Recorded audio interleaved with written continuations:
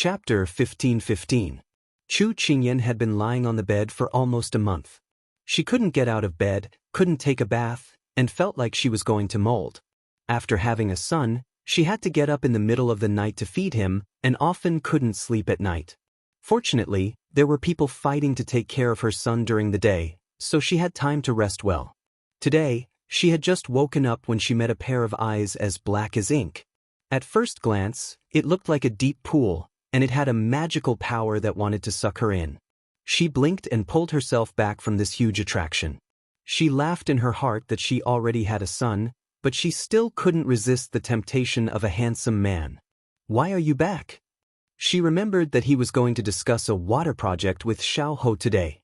"I've finished explaining everything," Xiao Su answered casually. Chu Qingyan couldn't help but laugh. "You're not going to push things to them again, are you?" Xiao Su said matter-of-factly, "They have nothing to do all day. If I don't give them something to do, they'll think of slacking off again. Moreover, none of them have a family. I have a family, so naturally, it's them who can do more work." Chu Qingyan felt that the big ice cube's words made sense. Thinking of how her previous suggestion had trapped her two brothers-in-law, she suddenly felt a little apologetic. Xiao Su didn't come today to discuss his official business with the little fellow. He had more important things to do. However, after being interrupted by the little fellow, he actually couldn't remember the words he had prepared for a moment. Chu Qingyan stretched and sat up, but saw that he was frowning slightly. She thought that he was thinking about the matters of the imperial court, so she didn't disturb him. She prepared to take the basket at the side to check the little socks that she had sewn for Nkong these 2 days. But just as she reached out, she didn't get anything, but a pair of strong hands held her. She was stunned, and met his serious and solemn gaze. She didn't know what he was up to, so she asked in amusement, "What's the matter?" That pair of eyes that had always been cold and emotionless were now slowly being covered by a gentle and warm color. That pair of eyes was even more moving than a love poem. His Adam's apple bobbed, and he said in a deep and affectionate voice, "Ian, I owe you a wedding that was extravagant and extravagant. Now I plan to repay my debt. Are you willing to accept it?" Ah! A certain someone's brain crashed. "I want to take care of you, love you, and accompany you for the rest of my life. I also want to leave the rest of my life in your hands." Before this, there was no ceremony. Now, I want everyone to witness my firm determination. Are you willing to give me this opportunity? Who said that cold men didn't know how to speak sweet nothings? Sometimes, when they spoke honestly and seriously, they were more affectionate and loving than ever. Chu Qingyan was completely shocked by what he said. Her mouth was slightly agape, and she felt like her jaw was about to fall off. It was as if the scene in front of her was an illusion. Xiao Su raised his hand to close her jaw, and touched her face, his eyes full of tender love. They should have gotten married a year ago, but unfortunately, accidents kept happening, and even now, the child was born, and they still didn't have a clear identity as husband and wife. It was also because of this that the officials in the imperial court dared to ignore her existence, and again used the reason of the harem being without a master to squeeze her into the harem. That was why those hiding in the dark dared to speak ill of her. Before he met the little fellow, he had always lived as he pleased and didn't care about the secular world. But now, he didn't want her to be wronged at all. He wanted to give her an identity that could stand by his side and enjoy all the glory with him. Chu Qingyan rubbed her eyes. The person in front of her didn't disappear because of this, and she realized that this wasn't a dream. She always thought that she and Big Ice Cube would naturally come to this place, and they were already used to this way of getting along. They had been together for 6 years, and if they were an ordinary couple, they would be an old couple. She had expected that they would have a wedding, but she didn't think that he would propose to her. When she was in the modern world, she had also looked forward to an earth-shattering and romantic proposal. Later, when she came to the ancient world, she no longer had such thoughts. After all, the ancient world was different, and they wouldn't understand these things. However, her Big Ice Cube's actions today moved her to the extreme. Because she felt his love and respect for her. Because she was already his, and the child had already been born, so he didn't need to do this.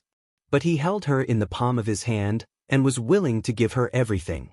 She could feel his sincerity.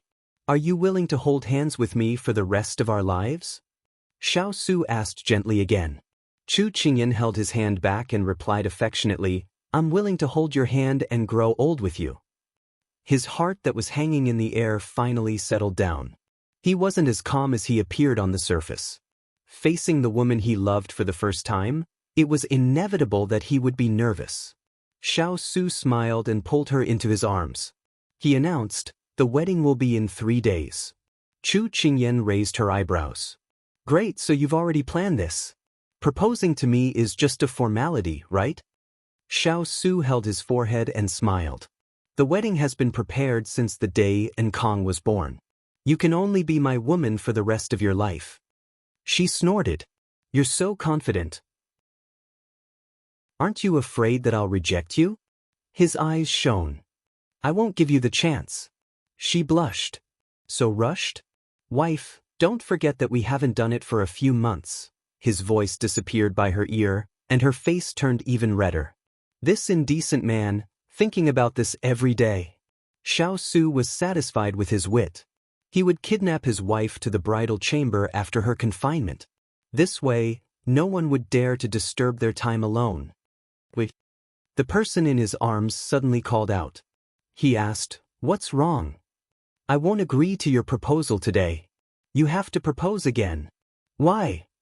"I imagined that I would be in beautiful clothes and accept your proposal in a glamorous manner, not in this unkempt and dirty appearance that I haven't taken care of for almost a month. So, I don't want to accept it. Xiao Su didn't know whether to laugh or cry. In the end, he lowered his head and covered her chattering mouth. She was only satisfied after he left her a sentence in her ear. "No matter when you're in front of me, you're the most beautiful." Over at Prince Yi's estate, they were in a state of dead silence. Xiao Ho held the news that he had just received in his hand, and he was completely stunned. The letter said that after the princess fell off the cliff, she saw Xiao Lai's fire spirit roaming around. He had to go to the palace. As long as there was a 1 in 10,000 chance, he had to find her. Chapter 15-16. Xiao Ho didn't take a carriage. Instead, he rode a horse straight to the palace. Because he had Xiao Su's imperial edict, he could ride a horse after passing through the palace gate. They had never seen Prince Yi so anxious and uneasy. Seeing this, the palace guards immediately opened the gate for fear of delaying the important event. Thus, Xiao Ho arrived at the imperial study without any hindrance. Xiao Su received the news the moment Xiao Ho entered the palace and was waiting here. Xiao Su believed that his third brother wouldn't use the imperial edict unless it was an emergency. Although it was for his convenience in entering and leaving the palace, he had never seen him use it. As soon as Xiao Su put down the memorial in his hand, a man appeared in front of the table, gasping for breath. The eunuch next to him apologized to him with an embarrassed face. "I failed to stop, Prince. I'm sorry." Xiao Su raised his hand to dismiss the eunuch. He looked at the man in front of him with surprise. "What happened? It's not your style to be so panicked." Xiao Ho did not plan to beat around the bush and asked straightforwardly, "Imperial brother, this younger brother has something to ask you. Last year, when I planned the assassination on Phoenix Mountain, Huo Ling appeared nearby. Was it because you knew about my plan, or was it because of something else? Why do you suddenly ask?" Xiao Su had a guess. Xiao Ho met his gaze with sharp eyes. "Imperial brother, I want to know if Jing is still alive." It was rare to see him take off his warm exterior and reveal such a sharp side. Xiao Su admired him. It seemed that Pang Jing's matter was his reverse scale. "I can't answer you, but I can take you to see someone." As soon as Xiao Su finished speaking, Xiao Ho's eyes lit up. It was different from the usual light with a smile. It was like a light that had been extinguished was lit again. The former was distant and unapproachable, the latter was joyful and hopeful. But seeing this, Xiao Su sighed in his heart and led him to Yansu Palace. Chu Qingyan had already received the news. She sat in front of the bed and waited for the two to come. She only knew that Xiao Ho had something to ask her, but he didn't have time to tell her what it was. But when Xiao Ho entered the inner hall and saw the person on the bed, Chu Qingyan clearly saw the light in his eyes dim. Third brother, what's the matter? Chu Qingyan was confused. Imperial brother brought him to see imperial sister-in-law, not her.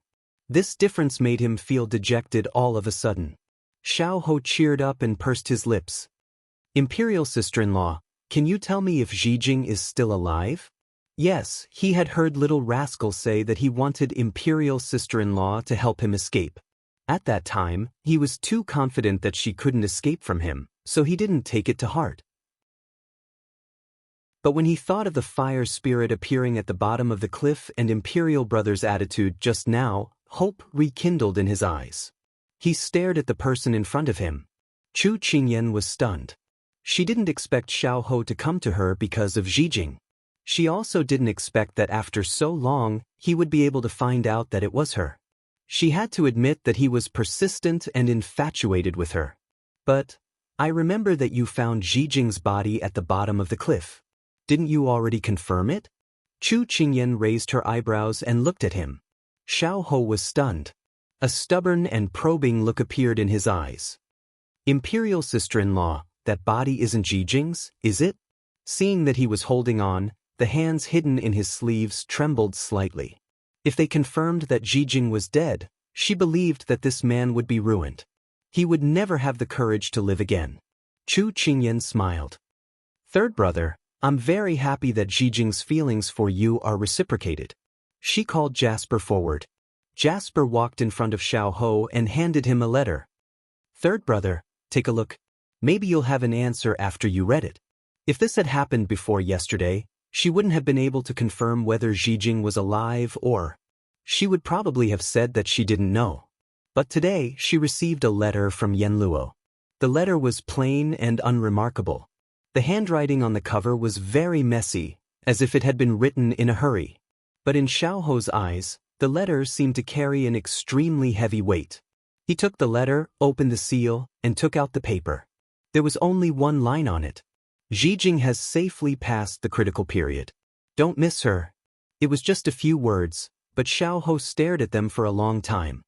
He stared at them so long that the heat in his chest spread to his eyes. It was as if a hole had been torn open in the cage that imprisoned him, and sunlight poured in. He felt warmth and joy that he hadn't felt in a long time. It was a mixture of emotions, and he couldn't tell whether he was happy or sad. Chu Qingyan saw him like this and felt more confident. I promised Zijing that I would send her out of the capital. But on the day of her departure, she found out that you were attacked, so she went to the mountain to look for you. In the end, she fell off the cliff. You know what happened during this period. When Huling found out that she had fallen off the cliff, he immediately mobilized people nearby to search for her. But by the time they found her, her life was hanging by a thread. You can say that she was on her last breath. Do you remember Yanluo? She was the one who saved Zijing's life. If she had stayed in the capital, Zijing would have died. Hearing this, Xiao Ho couldn't help but clench his fists. His face turned pale. Later, Yanluo thought of her father, divine Dr. Luo. Holding on to a glimmer of hope, she took Zijing out of the city in the middle of the night.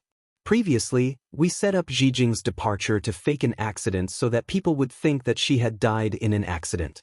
We also found the fake corpse, but no one expected such an accident to happen.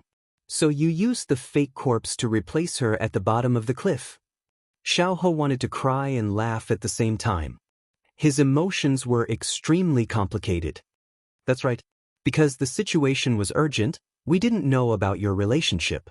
In addition, I promised Zijing that I wouldn't let her get involved in the political disputes between the two countries. So everything was logical. Chu Qingyan felt a little apologetic. But in the situation at that time, she had to do this. If Zijing was awake, she would have done the same. The reason why I didn't tell you was very simple. At that time, Zijing was seriously injured. You weren't there at that time. Otherwise, you would have been heartbroken. Even the divine doctor can't guarantee that he can snatch her away from Hades' Lord. It would be good if she could be saved, but if she couldn't. So it was useless to tell you. I was afraid that I would give you hope. If that hope was destroyed, it would only be a second, heavier blow to you. Xiao Ho understood what she meant. After a year, little rascal was finally out of danger. It was easy to imagine how serious her injuries were. As long as she's alive, it's fine. As long as she's alive, it's worth it no matter how much torture I suffer. I'll take it as atonement.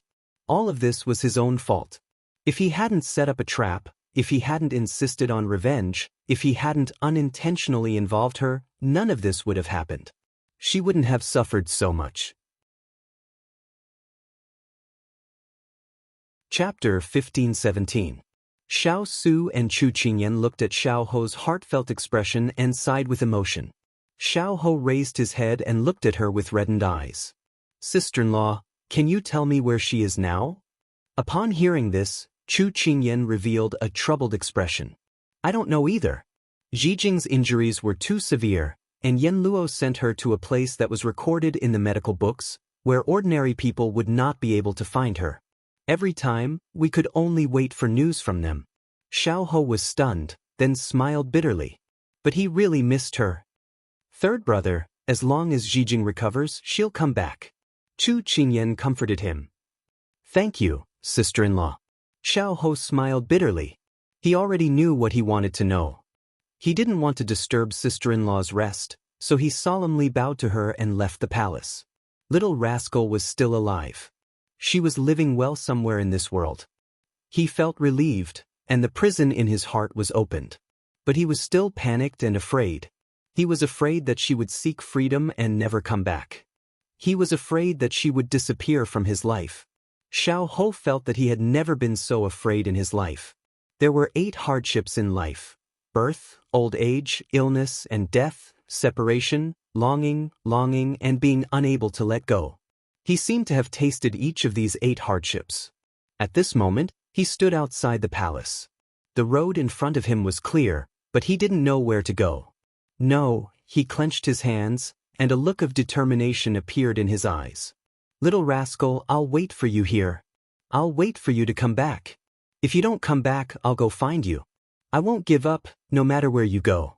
After thinking it through, his floating feet finally landed on solid ground. He led the horse to his second brother's mansion. At this moment, he wanted to drink to his heart's content. Meanwhile, in a certain mystic realm, Yen Luo, who had just finished milking the baby and was about to bring it over, suddenly slapped her head.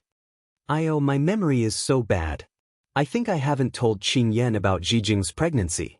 It's all because I was in such a hurry this morning. Forget it, I'll tell you next time. I'm still going to deliver food to the baby." If Xiao Ho knew that his little rascal was not only alive, but also had a 3-month-old child, his life would be complete. Unfortunately, there were too many coincidences in this world. But to Xiao Ho, knowing that his lover was still alive was already the best thing that could happen to him. In the past few days, the palace had been very lively, not only because of the little prince's 1-month birthday, but also because of the upcoming wedding of the emperor and empress. No, to be more precise, it was the emperor's wedding and the empress coronation ceremony. Because there were only 2 masters in the palace maids and eunuchs did not have to do much on normal days. Therefore, at such a critical moment, there was enough manpower. On the other side, more than a dozen palace maids were holding the newly sewn phoenix wedding dress as they majestically walked past. On the other side, more than a dozen eunuchs walked past with jewelry boxes in their hands. The imperial palace, which was usually cold and cheerless, was bustling with activity these days. Everywhere, one could see the silhouettes of people busy with the wedding. Meanwhile, the beloved little prince was being held in Father Chu's arms, hiding from the world. Father Chu felt that the sun was shining brightly and the flowers were blooming just right. If there were no obstructions at the side, it would be even more pleasing to the eye. "You old man, why do you keep following me?" Father Chu yelled at the person behind him in dissatisfaction. The Emperor Emeritus rolled his eyes. "You scoundrel, this path doesn't belong to your family. Why are you poking your nose into it?"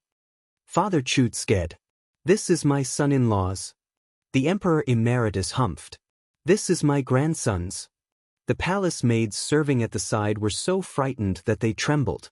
In this world, Father Chu was probably the only person who dared to be so disrespectful to the Emperor Emeritus.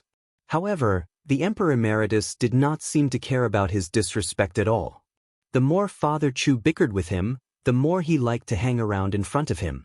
Only when Father Chu was so angry that he was speechless would he stomp his feet and vent his temper. If it weren't for the fact that you saved us back then, your head would have been removed long ago. Although he said that, after the Emperor Emeritus's anger subsided, he still liked to play with Father Chu. It seemed that in this world, there was no one who dared to disregard his status and be sincere friends with him. At this moment, the two of them were chattering back and forth. As they walked, they almost bumped into someone. Father Chu turned his head. Wasn't this the charlatan that Kai Kai had mentioned? Thus, Father Chu didn't care about anything else and stuffed his grandson into his arms, then pulled the Emperor Emeritus to the side. Let's have a fight? The Emperor Emeritus rolled up his sleeves. Come, who's afraid of who? Thus, the two of them began to fight on the path, completely ignoring the palace maid's advice. However, before Su Jian could finish his amitba, a soft little child appeared in his arms and smiled at him. For the first time in his life, the calm and composed divine monk Su Jian was stunned. Yaya. It was Kong who looked at him and danced with laughter that pulled him back to reality. He hurriedly raised his hands to hold down the child's short arms, afraid that he would fall over if he struggled. However, the little child seemed to understand his thoughts and stopped moving. Instead, he looked straight at him and smiled. His large eyes were as bright as the moon, and his voice was like a clear spring. His skin was fair, his eyes were big, and his lips were pouty. Even as an outsider, Su Jian couldn't help but like him. A few palace maids were standing nearby, but because of their status, they didn't dare to ask him for the little prince. Su Jian also knew that this was the best time to return the child to them, but for some reason, after seeing this child and knowing that he was his, he couldn't bear to part with him. From afar, Su Jian glanced at the two people who were happily fighting. He walked to a stone table and sat down. He held the little child in his arms and waited quietly. Yaya. The little child continued to speak in a baby language that only he could understand. And Kong, is it? Safe and sound, Su Jian murmured. Then he smiled. You will. You will have a peaceful and happy life. Your future will be limitless, and you will become a dragon among men. This sentence sounded like a normal blessing, but the young novice monk beside Su Jian was shocked. He had never heard his master speak so highly of anyone. Many people had spent a lot of money to beg his master for a word of praise, but his master had ignored them all. Moreover, his master had never been so close to a child before. The novice monk had been wondering why his master was suddenly so close to the child. Now that he heard this, he couldn't help but guess that Su Jian was indeed the son of an emperor. This wasn't an ordinary blessing, but the prophecy. To be able to receive such a high prophecy, this child's future was truly limitless. The novice monk was a little envious, but he also wished him well. The future of the son of an emperor also represented the future of the country. At this moment, a voice interrupted them. Su Jian, I heard from your master that you had a calamity. Have you resolved it?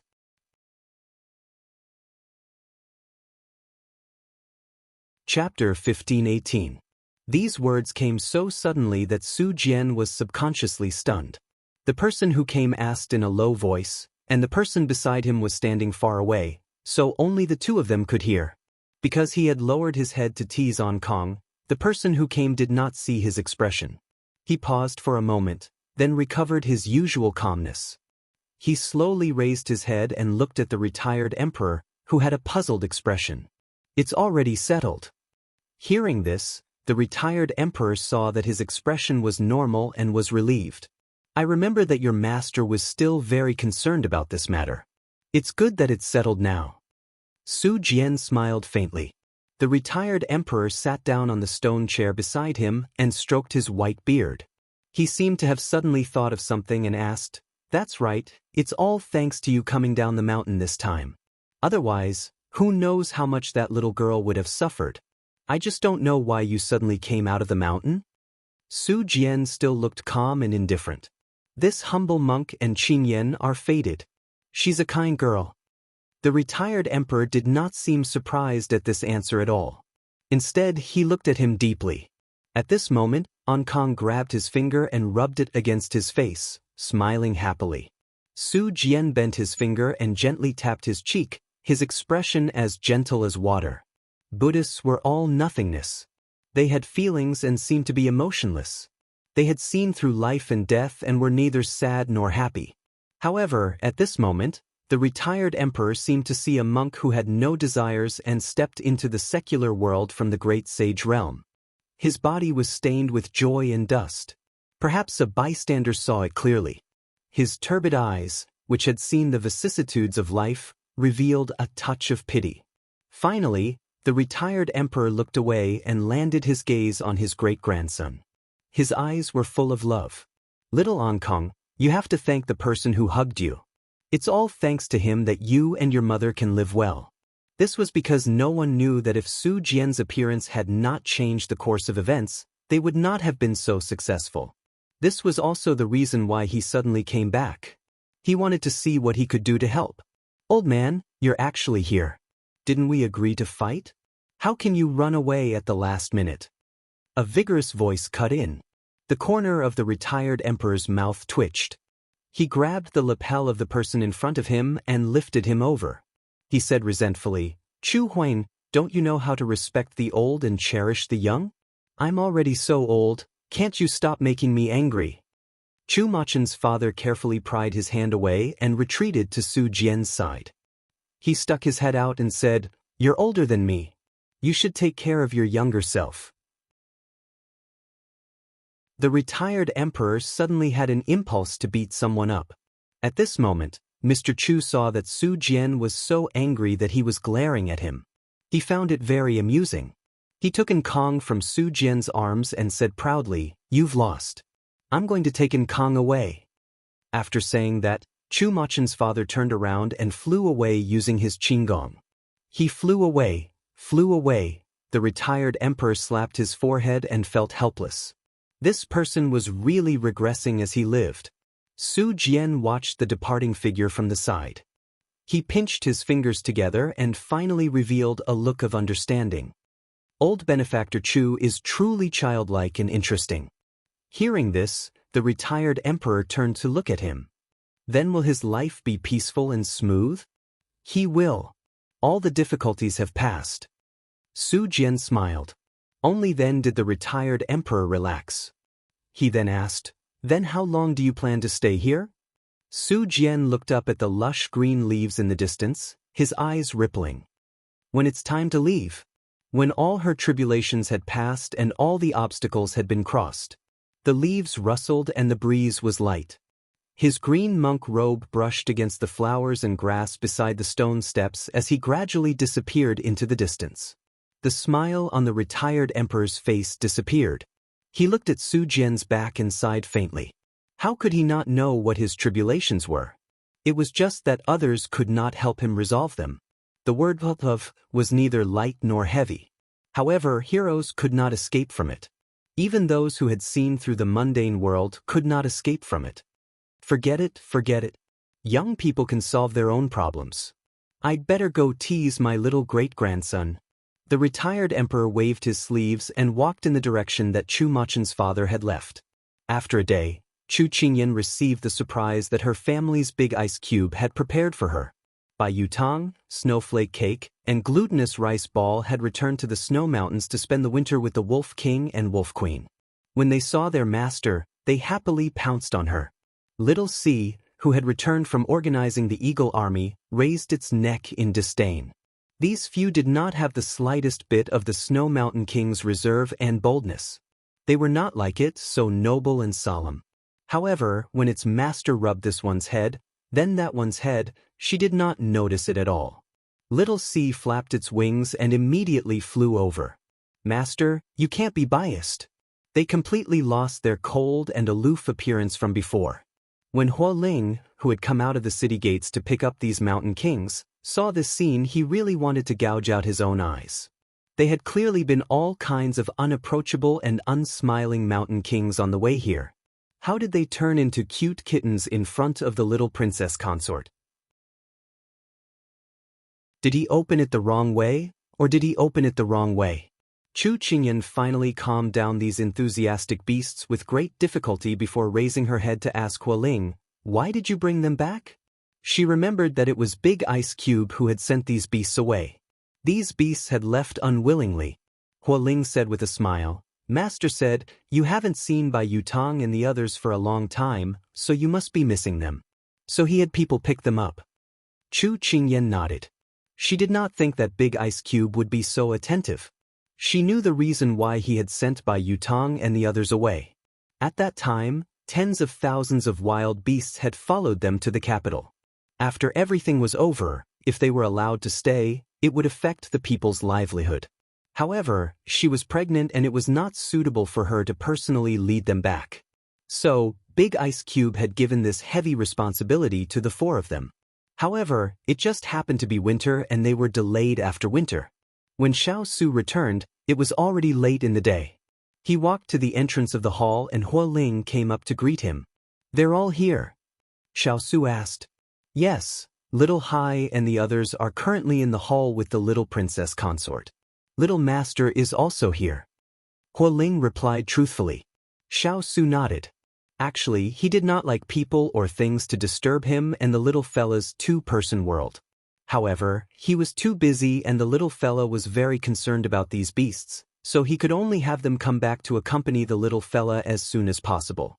However, when Xiao Su walked in, his little fella was hugging his son and gently coaxing him.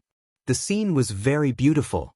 It was a pity that the scene was ruined when a row of beasts squatting around the little fella turned their heads to look at him. Their green eyes were like they were looking at a love rival. "Bai Yutang, someone is coming to steal Little Master from us." "Snowflake cake, that's right. Glutinous rice ball, Little Master is ours." "Little Hai, if you want to steal Little Master, you have to pass through this king first." Xiao Su's eyes twitched. It seemed like he had found some trouble for himself.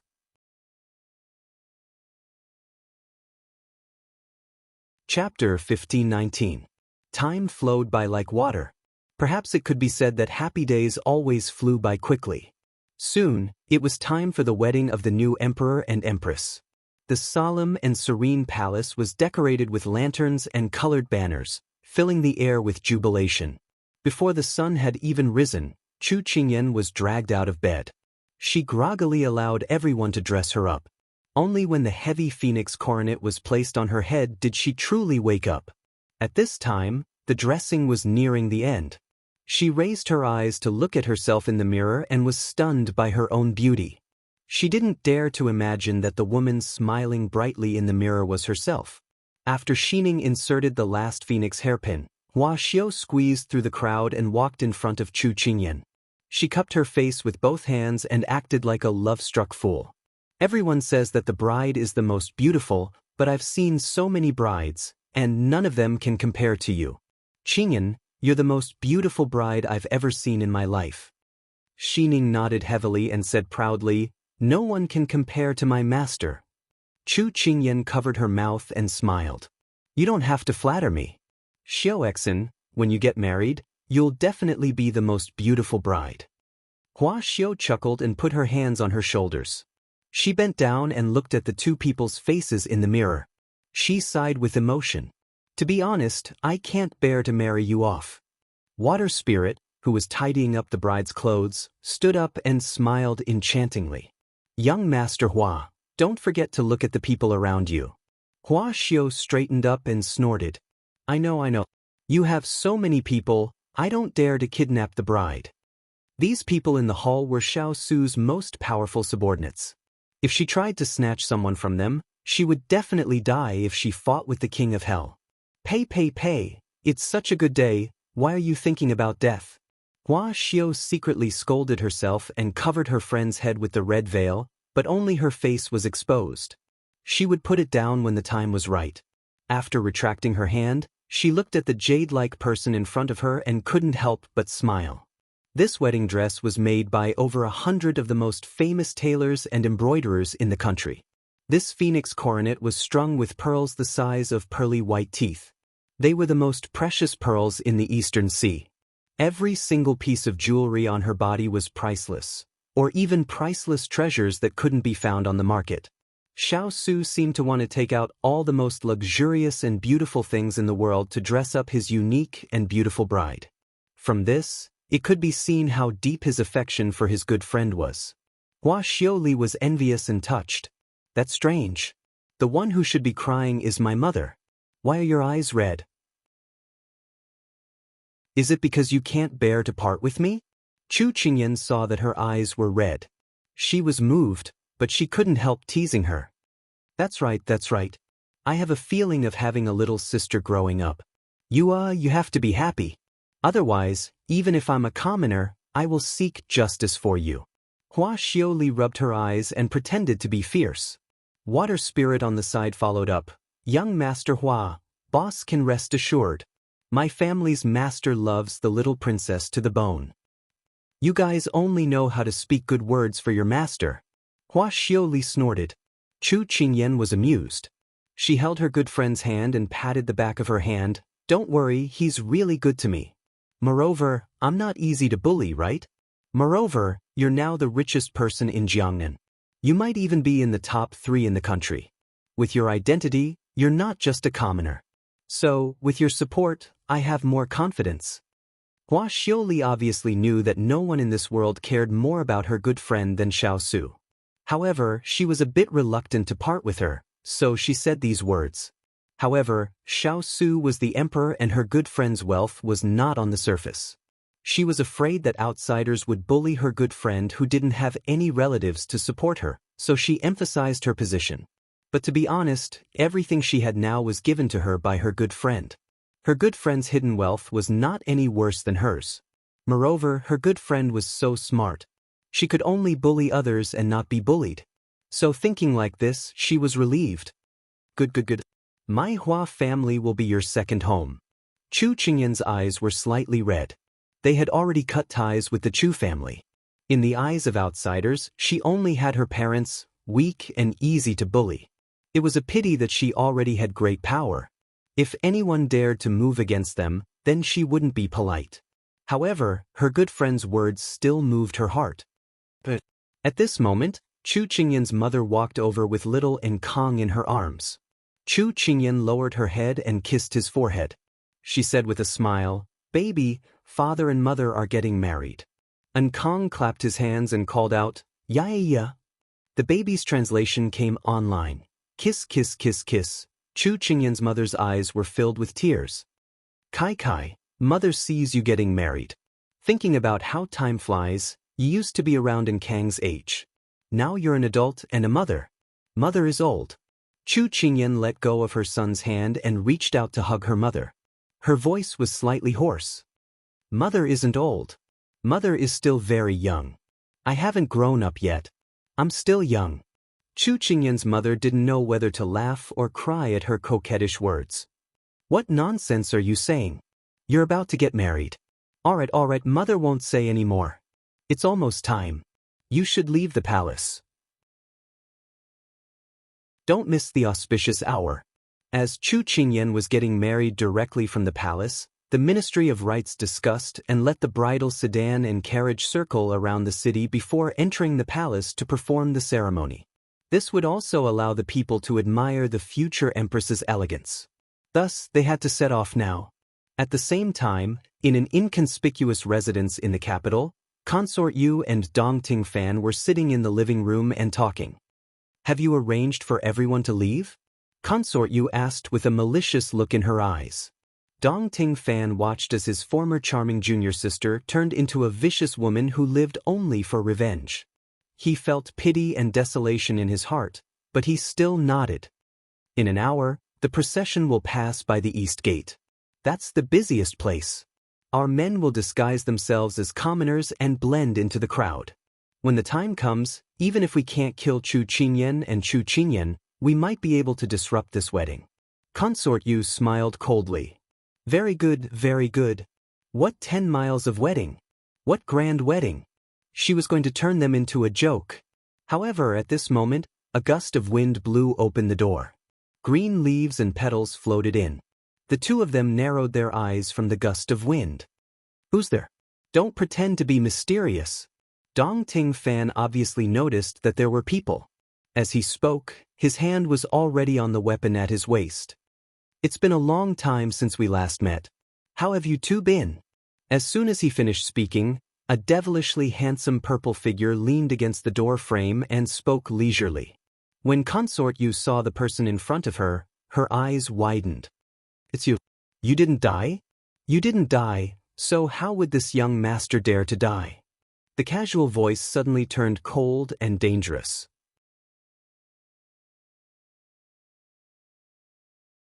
Chapter 1520. It was time. Xiao Su appeared in the Yansu Palace. He had always been dressed in black. Even when he was wearing a yellow robe on the day of his coronation, he still wore a black imperial robe afterwards. This was the first time that everyone saw him wearing a scarlet robe. His black hair was tied up high, and a golden jade crown was fastened on a jade belt.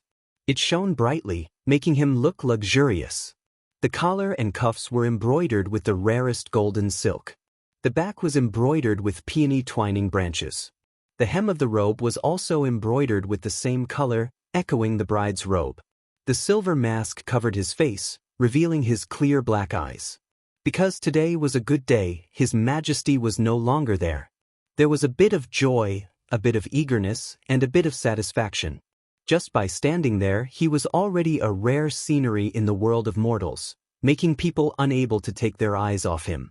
People couldn't help but want to take off that layer of mask, as if they wanted to push aside the clouds to see what kind of picture it was. In just a moment, everyone seemed to see thousands of rivers and mountains, among the blue sky and white clouds. However, in the blink of an eye, he had already passed through the crowd and walked in front of the bride. When Xiao Su appeared, Xining and the others hurriedly took off the veil, so he only saw his beloved woman standing there in a fiery red wedding dress. Although he couldn't see her face, it was already a beautiful picture. She stood there quietly with the phoenix coronet and the red veil covering her beautiful face, but he could imagine how beautiful her face was under the veil, and how clear and moving her eyes were. She was like the moon, and her white wrist was like frost and snow.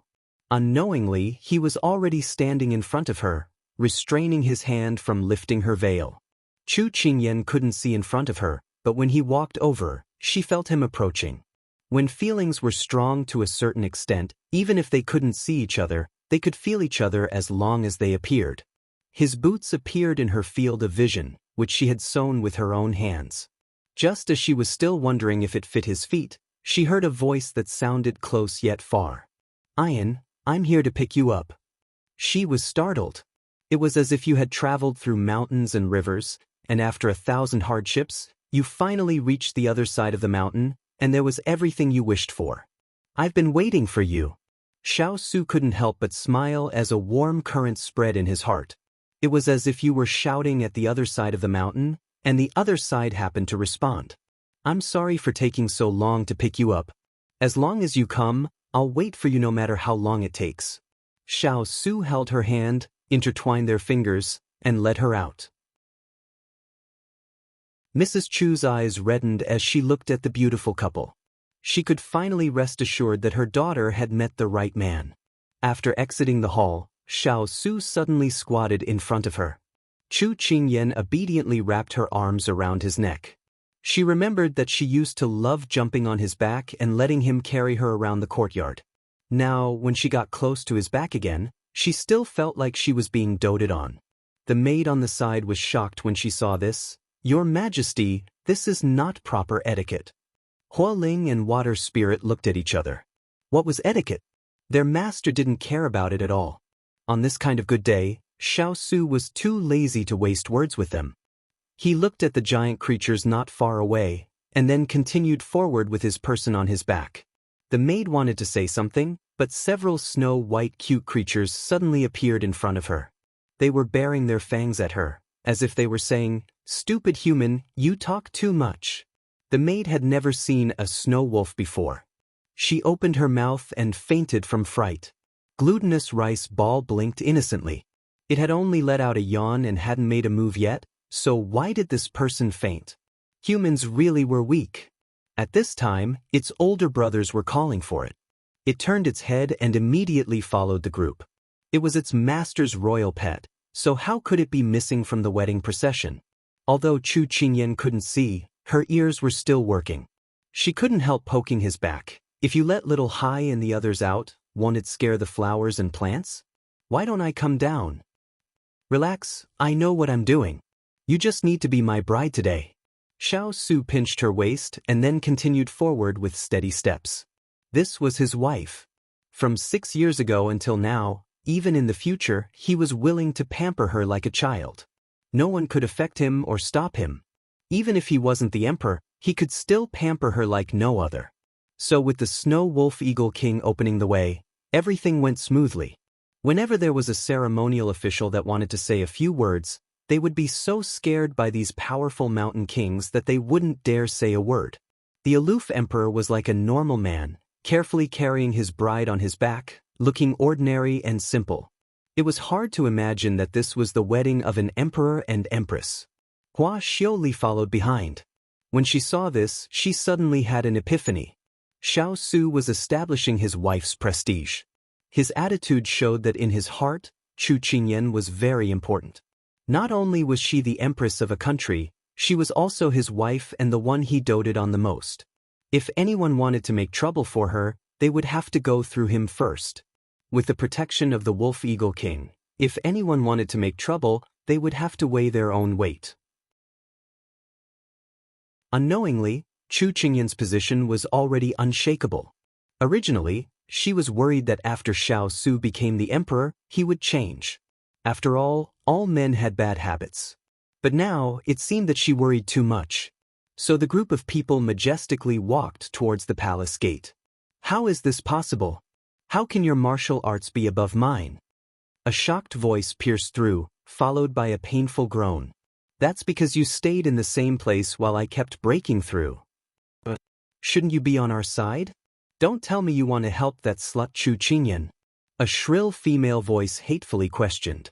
This young master is used to doing things as he pleases. What can you do about it? The bewitching voice slowly spoke with a tone that made people gnash their teeth in hatred. The wind stopped, as if the wind and lightning just now were just an illusion. No one knew what kind of bloody storm that unremarkable little residence had experienced. When Higashio Motetsu walked out, his purple robes were gorgeous and spotless. He lightly flicked his sleeves, sweeping away the petals on them. His cold gaze suddenly recovered its cynical smile.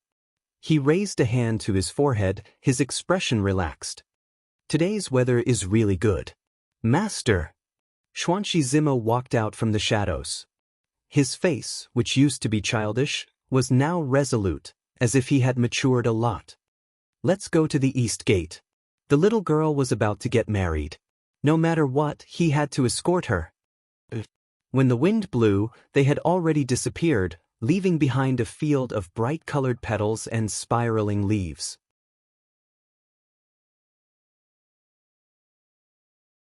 Chapter 1521. Since ancient times, when an emperor and empress got married, there would be a huge commotion and the entire country would celebrate. But it was rare to see a civil wedding like this. Because there had never been an empress who got married from the palace, and there had never been an emperor who got married from the palace.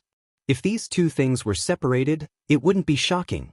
But when these two things were put together, no one wouldn't be surprised. What kind of honor was that? What kind of scene was that? This kind of wedding was indirectly announcing to the world how loving the emperor and empress were, and how much the new empress was favored. Moreover, this wedding was so close to the people, so close to the people. This was the first time the people saw the new emperor go out, sitting on a white horse so handsome, and behind him was the new empress's flower carriage. To be able to admire the emperor and empress's beauty, they would have no regrets in life. 10 miles of red dowry, one carriage after another of the dowry. That side had left the city, but they hadn't seen the end yet. There were peach branches on both sides of the road, and the lush peach trees were full of buds, blooming with bright pink flowers. It was clearly past the season of peach blossoms, but they could still see such a wonderful scene, which made the people who came out to watch this grand wedding very surprised. You don't know, right? I heard that His Majesty ordered people to pluck the peach branches that had just formed buds 2 months ago, and then put them in the ice cellar to freeze them. Now, he took them out, just to complete the sentence of, "I'll give you 10 miles of peach blossoms." No wonder I felt that the peach blossoms were emitting an icy aura, chasing away a lot of the heat. His Majesty is indeed worthy of being able to think of this kind of method. The new emperor is so considerate and devoted to his wife, it seems like it's the good fortune of us citizens. If he could be so attentive to a small family, there was no need to talk about how he treated the country. The new emperor's character was even more confirmed at this moment. Chu Qingyan sat in the flower carriage and was attracted by the sounds of exclamations and envy. "What's going on?" she asked in confusion. Xining and Jasper sat on both sides of the shaft. Hearing her words, Xining immediately said, "Master, His Majesty has planted peach branches all the way for you. Those peach blossoms are so beautiful, as if it's spring again. His Majesty treats you so well." Xining had become a lot more mature in the past few years and had seen a lot of the world. At this time, it was obvious how grand the scene was for her to sigh like this. Chu Qingyan was a little curious and couldn't help but want to lift the veil. She rolled her eyes and ordered, "Put down the veil." Jasper Xining immediately did as she was told. As soon as the gauze curtain was put down, the people outside couldn't see inside, but the people inside could see everything outside. Therefore, when Chu Qingyan lifted the red veil, his eyes were filled with pink and tender. The peach blossoms on the side of the road were burning with red, bright and beautiful. Who wouldn't look over? She stared blankly at the clusters of deep red and light red that streaked across her eyes. Her heart seemed to swell, and it was about to swell in her chest. That was just a joke. He actually remembered it until now and even prepared this peach blossom banquet for her. Her bright and beautiful eyes gradually became moist. Even if the two had been together for so long, already had a child, and knew about each other's feelings, she still couldn't help but feel her heart palpitate. Who said that love would become familial after a long time, and the passion of the beginning would return to calmness? That was just an excuse because the love wasn't deep enough. She had been with the big ice cube for so many years, but she never felt that the two of them had become a pool of calm water without any waves. Every word he said was still moving. Every action he made still warmed her heart. The joy of seeing at first sight and not getting tired of it for a long time was the true love of a lifetime. She raised her head and her gaze fell on the red figure in front of her. A smile slowly filled her eyes. The peach blossoms are bright and beautiful. The son of Yugure is suitable for his wife. The peach blossoms are bright and beautiful. The son of Yugure is suitable for his wife. Run away without a trace, Yi Zhenzhen. The son of Yugure is suitable for his wife. She finally understood the mood of the bride in the Book of Songs. It turned out that after experiencing the situation, the heart was so happy. The thought of wanting to be with this person for a lifetime surged strongly in her heart. On the east gate of the city, a figure stood there. His purple robes fluttered, luxurious and charming. He looked into the distance and saw the guards of honor majestically coming from afar. Firecrackers sounded, gongs and drums resounded, and petals danced in the air. The guards in front were the most elite troops of Xiao cavalry. On both sides of the road, there was a guard every 5 steps and a team every 10 steps. The degree of meticulousness was simply amazing. It could be seen that Xiao Su didn't allow any mistakes. Higashio Motetsu laughed lowly. It seemed that this time, he didn't need to appear. His father and consort Yu's plan wouldn't succeed. He just smiled and smiled. The shallow desire in his phoenix eyes gradually melted, because the flower carriage had already entered his field of vision. The red gauze curtain was indistinct. He couldn't see the figure inside, but with just a glance, he could imagine how happy the person sitting inside was at this time.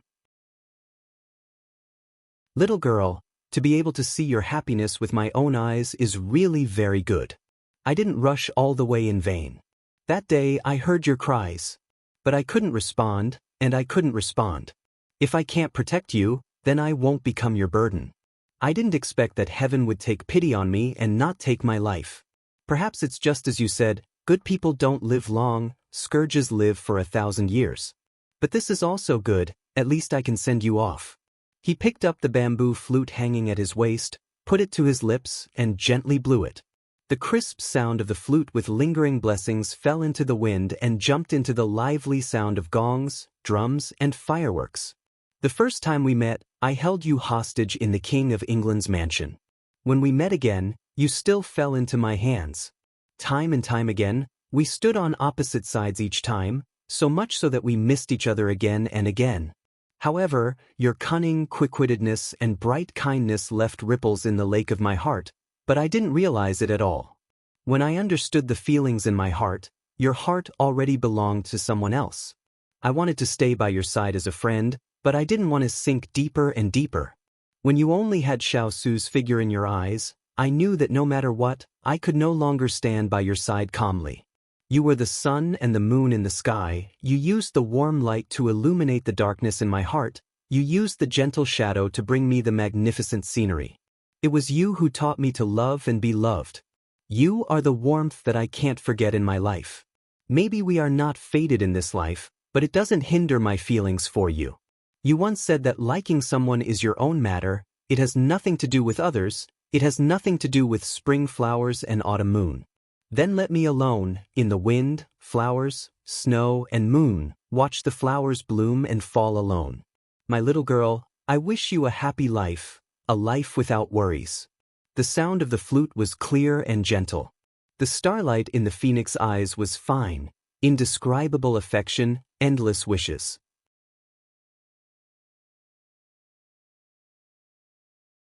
Chapter 1522. The melodious sound of the flute seemed to be incompatible with the noise of the firecrackers, but it also seemed to resonate with them. The sound of the flute penetrated the sea of people and floated into the carriage. Sitting in the carriage, Chu Qingyan was suddenly stunned. Then her eyes widened in disbelief and quickly turned red. She had heard this song before. Dongting, is that you? It must be you. I knew it, you're still alive. You're still alive. That's great. You're still here. If today wasn't different from the past, she would have flown out following the sound of the flute. She raised her hand to cover her mouth, her eyes filled with warmth. At that time, she had searched the entire mountain, but she couldn't find any trace of him. Those parting words, word by word, were like the last words of someone who was about to die, leaving an indelible mark in her memory. Now, she finally had something to worry about. Since he was able to appear here, it proved that he was safe and sound. It turned out that the heavens weren't so heartless, taking away Xiao Ran and leaving him behind. She could finally feel relieved. Xining and Jasper didn't know why their master suddenly became emotional and tried to calm down, but they could feel the joy and surprise emitted from their master. The two looked at each other. Xining revealed a blank expression, but Jasper's internal strength was strong, so she caught the sound of the flute coming with the wind. She thought, could it be related to this sound? Xiao Su, who was sitting on the white horse, slightly raised his eyebrows. At this time, Turin quickly walked to his side and whispered a few words. His cold eyes revealed a clear smile. So it was the return of an old friend. The corners of his mouth rose, containing a smile. Like this, the little fellow could be completely relieved. The long line went around the entire capital and finally headed towards the imperial palace. Hey, they're too far away, you can't see them. A pretty voice sounded in his ear. Higashio Motetsu put down the flute. He didn't turn around but slowly put away the flute. Why are you here? The pretty voice sounded behind him again. You're running out before you've fully recovered. If you were to die halfway through, how could you live up to my reputation as the medical devil's direct disciple? Retracting his gaze from the end of the road, Higashio Motetsu still said casually, I know my own body. You don't have to worry about it. The owner of the voice crossed his arms and sneered, I saved you with great difficulty, and this is how you treat your savior? To think that you are the master of the Moon Palace. Higashio Motetsu chuckled coldly. Then what do you want? Money? Just say the word. The Moon Palace will definitely satisfy you. That pretty girl was so angry that she couldn't say anything. In the end, she took a few deep breaths and spat out the turbid air in her heart. This person just wouldn't stop until she was shocked to death. He always wanted to anger her half to death. Go back. This place isn't suitable for you. Higashio Motetsu turned around, intending to walk past her. However, at this moment, the pretty girl grabbed his hand. Her large eyes blinked as she moved closer to him. She said in an extremely innocent voice, "Forget about money. How about you repay me with your body? This lady has calculated with her fingers that you lack a wife in your life. Why don't you submit to this lady?" Higashio Motetsu raised his eyebrows. He raised a finger and tapped her forehead. Then he pushed her away with a bit of force. He said in a teasing tone, "You're still young, but your tone is quite big. You should go home and read a few more medical books. The outside world is very dangerous. It's not suitable for a little girl like you." After saying this, he directly walked past her, not even giving her a second glance. The girl was rejected, but she wasn't sad at all. In any case, this wasn't the first time. However, she was still so angry that she stomped her feet. "How many times have I told you? I'm not young anymore. I'm as old as that Miss Chu you care about." However, that person had already stepped lightly on the roof and quickly disappeared into the distance. He didn't hear what she said at all, or perhaps he didn't care at all. The girl pursed her lips, but she wasn't discouraged. The road to pursuing her husband was very long. She couldn't fall halfway. "Miser, wait for me." As she shouted, the girl quickly chased after him. "Who said that there was only one scenery in your world? If you missed it, it wouldn't appear again? That was because the heavens wanted you to miss something that didn't belong to you. However, the things that belong to you, no matter how early or late, would come." This was what it meant to be fated. In the highest palace in the imperial palace, Xiao Su held his wife's hand as they stood on the steps. They were wearing red silk, and each of them held one end of the other. At the head of the table sat the retired emperor, and on his left and right sat Father and Mother Chu.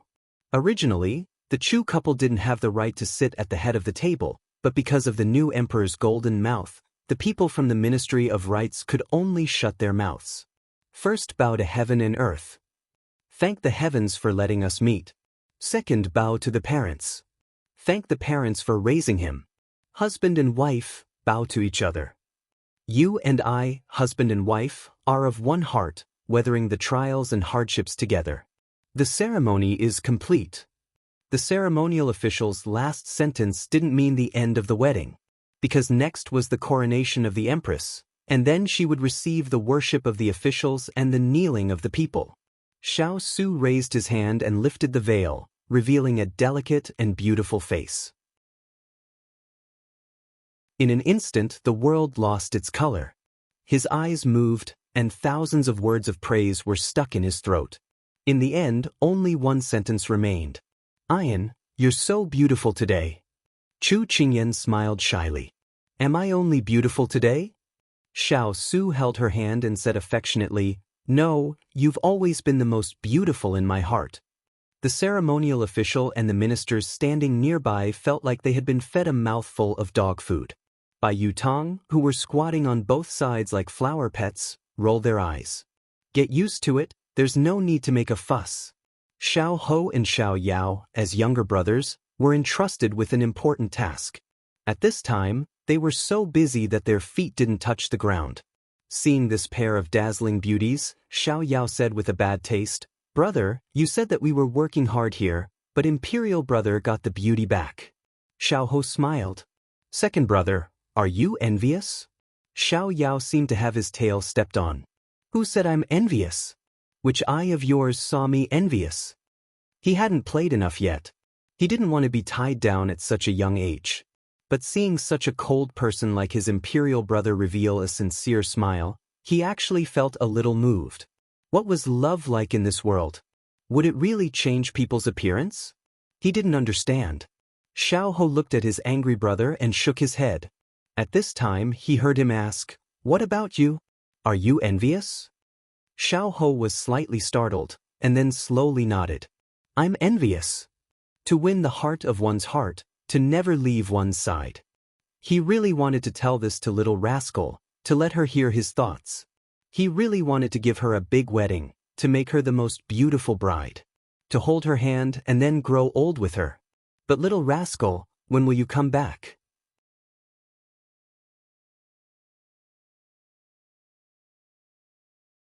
Chapter 1523. Xiao saw his brother's dejected expression and couldn't help but recall how his third brother had suddenly barged into his residence to drink. In the end, he had gotten drunk, crying and laughing at the same time. It seemed that love was a subject that was even more difficult to understand than poetry. Today, you can bask in Imperial Brother's glory. Perhaps one day, the one in your heart will return. Xiao patted his shoulder and comforted him. Then I'll be counting on second brother's auspicious words. Xiao put away his dejected expression. Since he had already made up his mind to wait, there was no need to be sad. He believed that little rascal would return to his side one day. At this time, the eunuch had already begun reading the imperial edict. The Chu clan has a daughter. She is gentle and virtuous, elegant and dignified, and has a soft nature. Thus, she is conferred the title of Empress, the Mother of the World. Chu Qingyan stepped forward to receive the edict, while the civil and military officials behind her knelt down to pay their respects. This subject greets the Empress. Long live the Empress! Their voices were deafening, echoing both inside and outside the palace. Rise. Chu Qingyan turned around to face the officials. She raised her hand slightly, her phoenix eyes filled with power. Thank you, Empress. When everyone rose, Su Jian, dressed in a kasaya, appeared on the high platform. Normally, everyone was used to seeing him dressed in green and plain robes. Now that he was dressed so solemnly, everyone couldn't help but hold their breaths and look at him with respect. At this time, Chu Qingyan was only 3 or 4 people away from him. She didn't understand why he would appear here, so she looked in confusion at the large block of ice beside her. Xiao Su, on the other hand, patted the back of her hand, indicating for her to calm down. Chu Qingyan wasn't the only one surprised by Su Jian's appearance. The civil and military officials were also confused. After all, Buddhist disciples did not participate in the secular world. However, this was the wedding of the emperor and empress, so the appearance of a holy monk seemed very reasonable. At this time, Su Jian put his palms together and warmly said to Xiao Su and Chu Qingyan, "This humble monk represents the 100-some monks of Hugua Temple in expressing our sincere blessings to His Majesty and Empress. His Majesty is diligent and loves the people, and Empress is gentle and virtuous. Sichuan has such a ruler is the greatest fortune of 100 years. In the future, Sichuan will prosper and the country prosper and its people live in peace." Before Chu Qingyan could even react, the civil and military officials below were all extremely agitated as they hurriedly knelt down. Long live His Majesty! Long live the Empress! Who was Su Jian? The world's most famous, the world's prophecy? Every word he said was the truth. Who would dare to not believe him? Originally, there had been some people who had been dissatisfied with Chu Qingyan because of the previous rumors, but after seeing her devastatingly beautiful appearance, they developed a prejudice against her. They thought that she was truly an enchantress who would bring disaster to the country, but they didn't dare show it because of the deterrence of the new emperor. Now that they heard Su Jian's words, they completely dispelled their prejudices against Chu Qingyan. So the empress wasn't Sichuan's scourge, but a benefactor. Then they had to worship her and serve her well. They couldn't neglect her. Chu Qingyan looked at Su Jian in disbelief. She felt that he was more dignified than ever before. She didn't know if it was because of this occasion. At this time, Su Jian looked over and met her eyes. He smiled softly, and his emotionless eyes flashed with a faint light. Then he bowed to her and Xiao Su and chanted Amitabha before withdrawing with the novice monks. Chu Qingyan looked at his back and felt a wave of gratitude. She could clearly feel the change in the attitude of the civil and military officials toward her. Before, it had been respect due to her status, but now it was respect. It was just a difference of one word, but the treatment was completely different. At this time, the sound of the fireworks pulled her attention back. At this time, she should be returning to the palace with the matron of honor while her big ice cube stayed behind to entertain the officials and guests. But at this time, Xiao Su took her hand and walked forward a few steps. He raised his hand to indicate for everyone to be silent. The people present didn't know what he wanted to do. They all fell silent and raised their heads to look at the beautiful couple on the high stage. Chu Qingyan felt those large hands tightly grip her and couldn't help but turn her head slightly to look at him. His features were exquisite, and his temperament was as cold as the white snow of a high mountain. But she knew how hot his hands were. Xiao Su's thin lips opened slightly, but his words were powerful. Zhen hereby swears that in this life, Zhen will only have one wife, Qingyan of the Chu clan. All the children will be born from her alone. As long as Zhen is on the throne, the harem will never take a concubine. The entire court was shocked. They had never heard of an emperor who only had an empress and no concubines in the harem. But when they thought of Su Jian's prophecy, which was full of affirmation for this new empress, and the fact that the imperial family already had a little prince, they understood. Since the country would be prosperous and the people would be at peace, there would be a prince. His Majesty could do whatever he wanted. They could wholeheartedly support the little prince. If they felt that there were too few people in the imperial family and they needed to have more children, then they could reluctantly become old nannies and urge the emperor and empress to have more children. They could even have princes and princesses. Xiao Su never cared about unimportant people. After saying this, he turned to face his wife. This oath was his promise to the little fellow, and it was to shut the mouths of the officials so that they wouldn't cause trouble for him and the little fellow in the future. Ein, we will be together forever. I will not let you down. Chu Qingyan seemed to hear thousands of fireworks exploding in her ears. Other than him, there was nothing else in front of her. The husband will be a boulder, and the concubine will be a reed. The reed is as tough as silk, and the boulder is immovable. Her red lips parted slightly as she made the promise of a lifetime. Good. Xiao Su held her hand tightly, interlocking their fingers and never letting go again.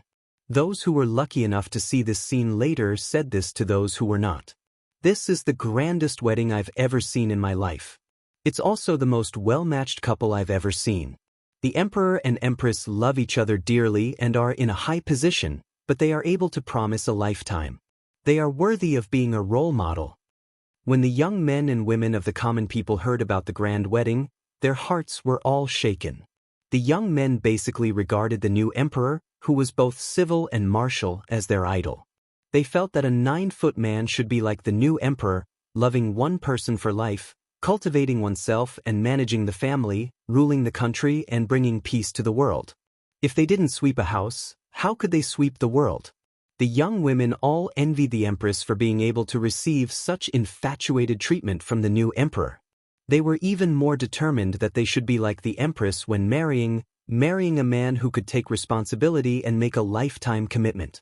It was also because of this that this group of young men sprung up like bamboo shoots after a spring rain in the next few years, gradually replacing the positions of the court officials. Their values were influenced by the new emperor and became more and more correct. In addition, they only had one wife at home, and their homes were harmonious. Thus, it was just as Su Jian had said. Sichuan in the future would be prosperous. Of course, this was all in the future. It was just that from then on, everyone believed in love again.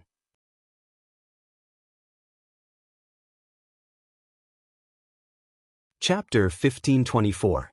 After a day, all the procedures had been completed, and all that was left was the banquet and the guests. Chu Qingyan returned to the palace to change out of her wedding dress and into a phoenix robe and a phoenix coronet. This palace dress was custom-made and matched the wedding dress. It was as dazzling as fire. At the start of the banquet, the emperor and empress sat together at the main seat. The civil and military officials and their family members sat on both sides, congratulating the most honorable couple in the Sichuan.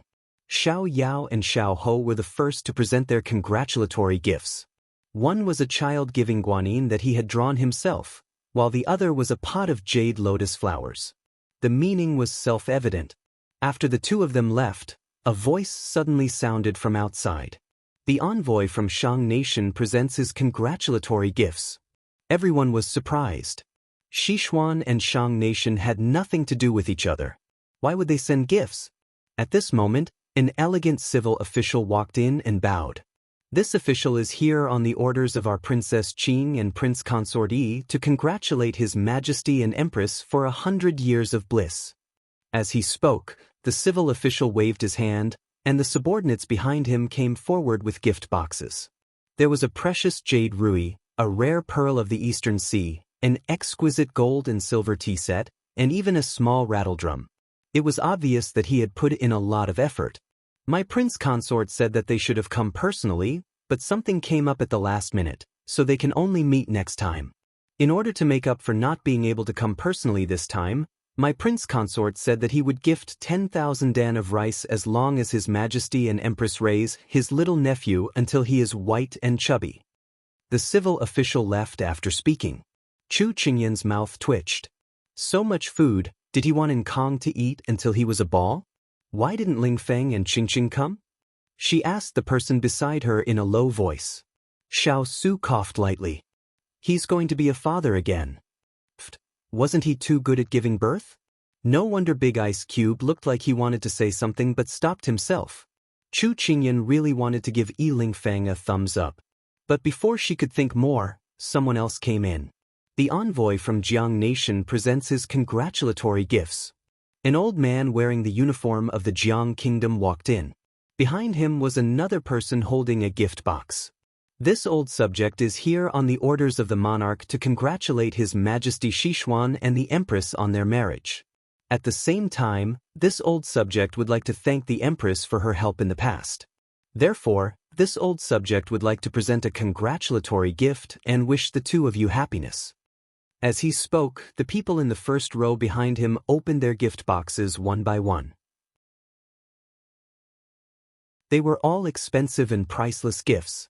Because Princess Xiao has just given birth to a young princess, she cannot personally come to congratulate you. Therefore, this old subject has been entrusted by Princess Xiao and Prince Consort of Tang to send a congratulatory gift. With that, the rest of the gift boxes were opened. From silk and satin to children's dolls, all of them were exquisite and meticulous. Although Chu Qingyan felt that it was a pity that these friends could not personally witness her happiness, she was also very happy to know that they were living such a happy life now.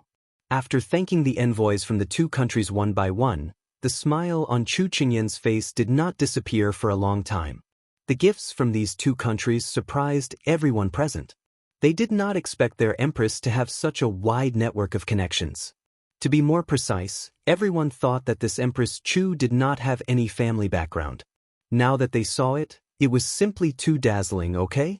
Her friends were all over the other countries, and they were all people of high status and power. Their Majesty really married a shining treasure. In the future, who would dare to offend the Empress? It was simply courting death, okay? However, just when everyone thought that the matter was over, someone sang again. The Hua family of Jiangnan sends a congratulatory gift. The Hua family of Jiangnan? Could it be the Hua family of Xishuan's richest family? Hua Xiao appeared in front of everyone in a gorgeous male outfit. It was different from the female outfit today. She had a different style. She represented her good friend's family, okay? She could not lose face. Now that Xian had many things to do, it was the time when they needed money. The moment Hua Xiao made a move, he directly sent real gold and silver. 3 million taels of silver, the entire main hall instantly shook 3 times. Hua Xiao was the young master of the Hua family, the future heir. Her words and actions represented the entire Hua family. She directly said that it was a congratulatory gift for the Empress. It went without saying that she was on the Empress's side. In the future, who would dare to say that the Empress had no money and no power? She could slap people in the face anytime, okay? Chu Qingyan was very surprised that her good friend would send such a large gift. At this time, her good friend winked at her as if to say, "This is your money." In the past few years, the business of the continuation products had been getting better and better. It had already expanded to the neighboring countries and made a lot of money, so it could be said that this was all her money. Hua Xiao did not dawdle and turned to sit. She did not want to delay the gift-giving segment. Moon Palace sends a gift. Lan Manor sends a gift. The next two people were completely out of Chu Qingyan's expectations. The person beside her sat like a clock, as if he was not surprised at all. It seemed that he already knew. Shan Guang came from Lanzhuang, and he brought 10,000 horses. This gift was simply too considerate. After the great battles last year, the soldiers and horses had suffered heavy losses. Now was the perfect time to replenish their supplies. Xuanxi Zimo, who had come from the Moon Palace, also gave his blessings and handed over a gift box. However, he didn't open it. Chu Qingyan really wanted to ask where his master was, but because of the occasion, she could only keep it to herself. In a short while, the gifts received by the Emperor and Empress were enough to match 10 years of the Sichuan treasury's income. Everyone present looked at Chu Qingyan as if they were looking at Bulin's money tree. She was simply attracting wealth and treasures. No wonder Master Su Jian gave such a high evaluation. It turned out that the new Empress's connections were not only in other countries, but also among the common people and the pugilistic world. Your Majesty, do you still need a leg hanger? The kind that can act cute. Chu Qingyan looked at everyone's sparkling eyes. She tilted her head and asked the person beside her, "Does that mean that no one will stop me from walking sideways in the future?" Xiao Su looked at her with a faint smile. "With me here, who dares to stop you?" It was like she had drunk a mouthful of honey. Her mouth was filled with sweetness, but she still raised her brows and teased, "Then what if you bully me?" "How could I bully you? I can't even wait to pamper and love you. Moreover, you have so many people backing you up. This is what I should be worried about." Xiao Su held her hand, his fingers gently caressing it. His tender affection was evident in his words. Chu Qingyan snickered. "Don't worry, I won't casually bully you." Xiao Su's eyes brightened slightly. He smiled slyly at her. "I don't mind if you bully me. For example, tonight's wedding night." Chu Qingyan's face instantly turned red. How could this person say such indecent things in such a serious manner? There are so many people here. Restrain yourself. So what you're saying is that when we go back and there's no one around, I can do whatever I want. So shameless. Can I go back on my word? Can I return it? This item has been sold. It's non-refundable. So shameless. The night of spring was unbearable. The red candles burned out and turned into red waves. This feeling lingered until dawn. Life and death contract, will make a promise. Holding your hand will grow old together. As long as you're willing to wait, the happiness you want will come.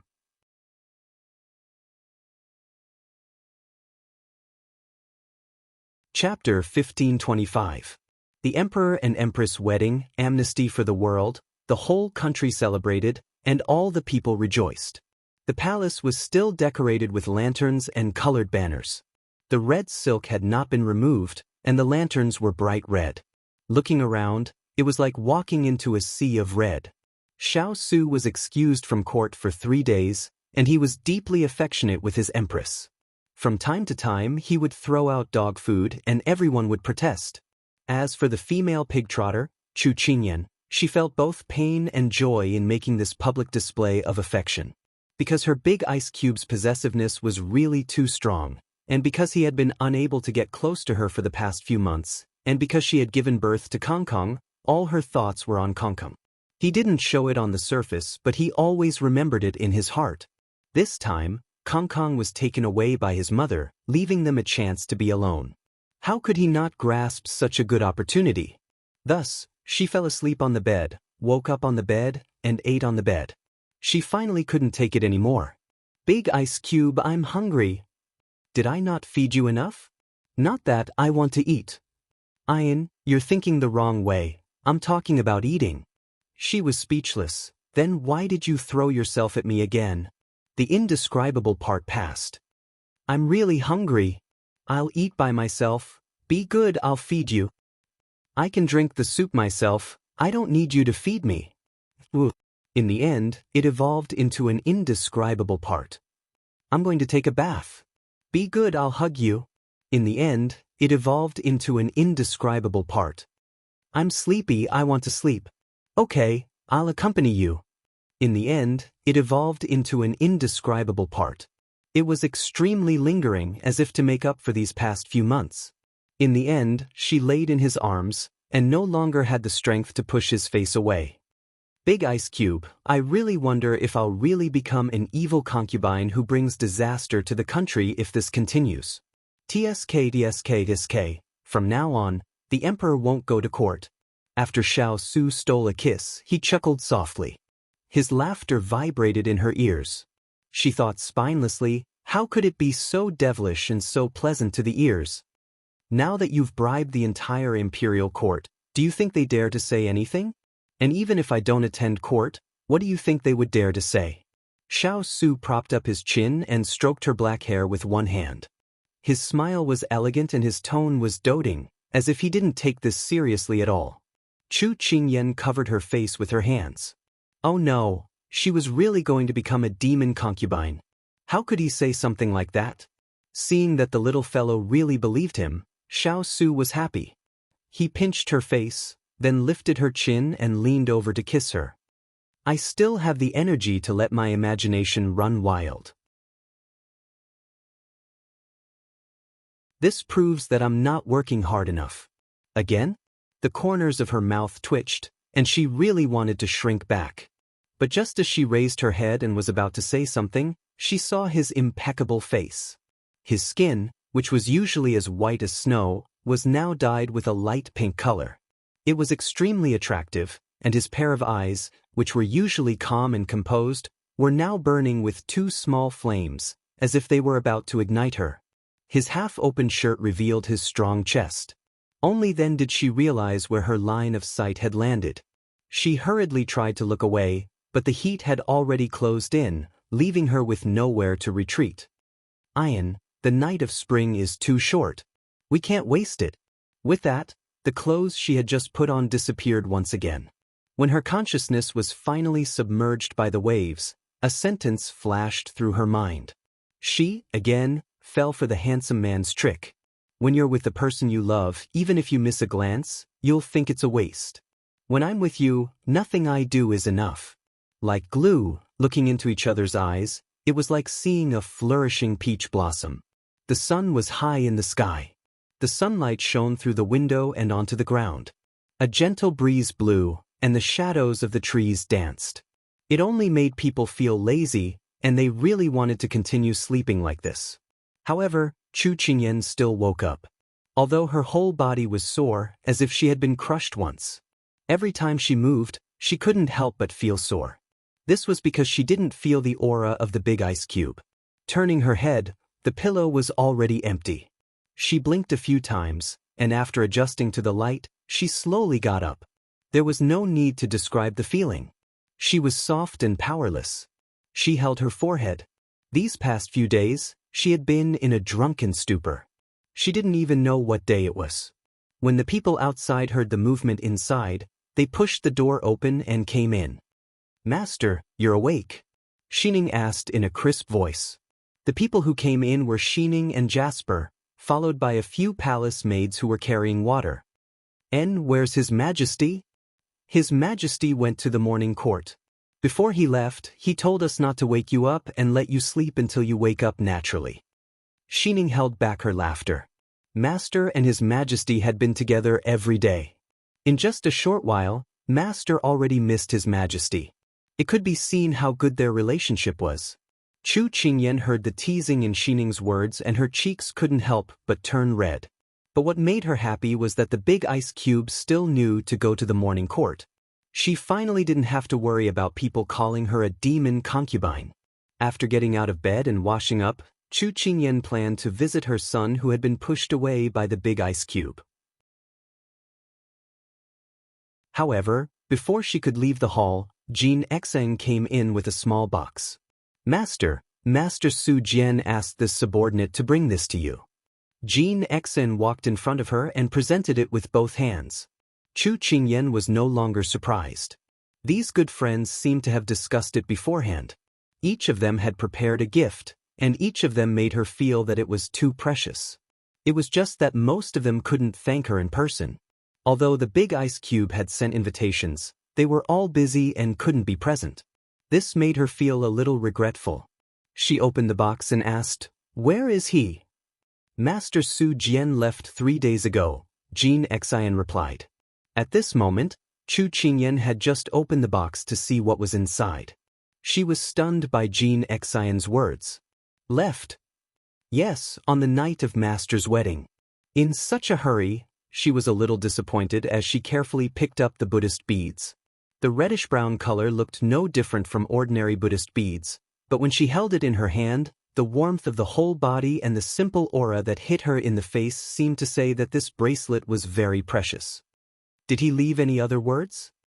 "Master Su Jian said that this farewell may be many years. He hopes that you will take care." That's really his character.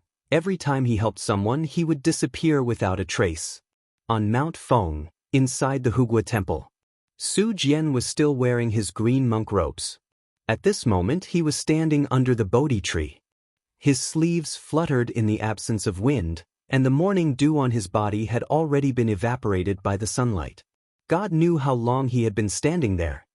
"Buddha, I failed to overcome my tribulation. I entered the mortal world and broke my precepts. I am willing to go into seclusion again and never come out of the mountain in this life." That woman had entered his dreams and fulfilled his heart of great love. The mortal world was like a dream. Although he failed to overcome the tribulation, he had no regrets. He put his palms together and looked in the direction of the imperial palace. His eyes revealed a faint smile, then he turned and slowly left. A lotus bloomed with each step, and a Bodhi tree appeared with each step.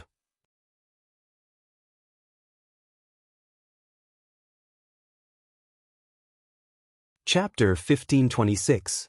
After putting away the prayer beads, Chu Qingyan seemed to have thought of something. She said to Jasper, "Bring over the box sent by the Moon Palace for me to see."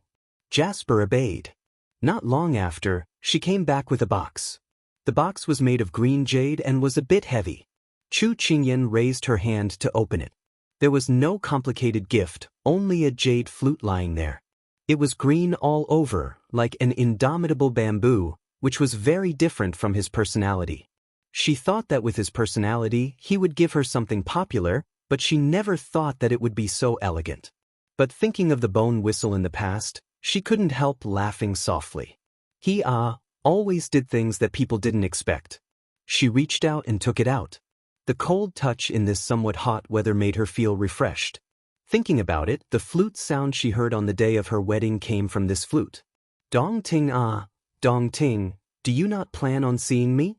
Stroking the flute, the smile on her lips faded and she felt a bit disappointed. "Xiao Ran is not here, Su Jian is gone, you don't want to see me?" "Master, what are you saying?" Xining tilted her head and asked in confusion. Jin Xen standing on the side suddenly looked up. "Master, do you need this subordinate to send someone to find young Master Dong Ting?" Chu Qingyan sighed softly. "No need." She believed that he had his own reasons for not appearing. Let's go see Kong Kong." She carefully put down the flute and ordered someone to put it away before stepping out of the palace. Yen Su Palace and Ran Palace were only separated by a small garden, so the group didn't walk far before arriving. The moment they stepped into Ran Palace, they bumped into Hua Ling, who had a bitter face. "Why are you here? Where's father and Kong?" Replying to the little empress, the old man took the little prince and sneaked out through the window. This subordinate is going to look for them. Chu Qingyan found it funny. Father seemed to like playing hide and seek with Hua Ling recently. "Where's my mother?" "The old madam is resting." "Then let's not disturb her anymore. Let's go look for her together." "Yes." Chu Qingyan had just taken 2 steps when she received news that her father and imperial grandfather had encountered each other in the imperial garden. They were having a great time fighting, so the group of people immediately headed towards the imperial garden. Although she had heard of her father and imperial grandfather's battle of wits and courage many times, this was the first time she had witnessed it. Just as she arrived, a shower of petals fell from the sky, showering her with a rain of petals. "Yokai Kai is here. Hi, granddaughter-in-law." Just as she shook off the petals on her body, she heard 2 voices above her head. She looked up and saw 2 old urchins standing on top of a tree, facing each other. "What are you 2 doing?" The ground was covered with withered flowers and withered leaves. A corner of the entire imperial garden had been destroyed. Fortunately, Big Ice Cube was not a flower lover. Otherwise, he would be heartbroken. We're competing in willpower. Retired Emperor took the time to reply to her. How do we compete? Her face was full of question marks. Let's see who blinks first. Mr. Chu chuckled. Chu Qingyan face-bombed. Were they so bored that they had nothing better to do? That's right, granddaughter-in-law. Kong is by the wall in front. Go and take care of him. It will be difficult to determine the winner. Chu Qingyan did not have the time to facepalm. She shook her head and led the others over. Did they just abandon her son like that? What happened to the treasure that they were going to fight over? Just as they passed through the arched door, Chu Qingyan suddenly stopped in her tracks and stared in front of her in disbelief. Jasper, who was following behind her, could not see the arched door in front of them. She immediately asked, "Master?" Chu Qingyan returned to her senses and immediately raised her hand. "All of you back down. Without my orders, do not come near here." Although they did not know why their master had suddenly given such an order, Jasper, Xining, Jean Exin, and the others still obeyed and retreated. When they were far away, Chu Qingyan stared ahead. It felt like a while had passed, but it also felt like a century had passed. She blinked away the tears at the corners of her eyes before she lifted her feet and walked towards the figure in front of her. Higashio Motetsu was half-squatting and was completely focused on playing with the child in the cradle. He was completely unaware that someone was approaching. At this moment, he was still thinking that this was indeed the little lass's child. Although Xiao Su's blood flowed in his body, he was still very likable. Today, he had only wanted to sneak a peek at the little lass before returning to the Moon Palace to deal with the matters at the Moon Palace. However, he had not expected to see her child the moment he entered the Imperial Garden. Out of curiosity, he had stayed behind. He had not expected to be attracted by this obedient and adorable child. Just as he was playing with Kang's fingers, a dissatisfied and familiar voice sounded behind him. "Sneaking in without even looking at me. Are you planning to leave without a word again?" Higashio Motetsu's body stiffened. Oh no, he had been caught red-handed. Heh, aren't I here now? He turned around and smiled ingratiatingly at the person who had just arrived. When Chu Qingyan saw his pretentious smile, she couldn't help but say in disdain, "Put away that reluctant fake smile of yours. It's an eyesore." Higashio Motetsu knew that she was being awkward. The corners of his lips curled up into a devilish smile. "I say, little lass, you've been hanging out with Xiao Su for too long recently. Your temper has grown.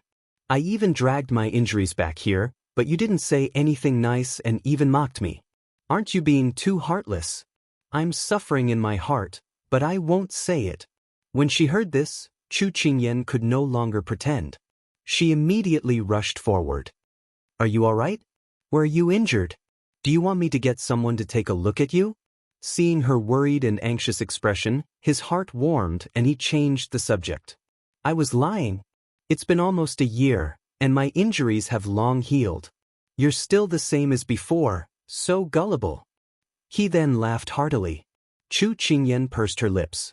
She wanted to slap him to death. However, such a relaxed atmosphere made her relax.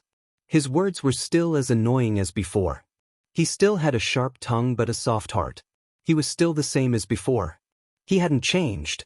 The words that were about to come out of her mouth turned into a soft and gentle voice.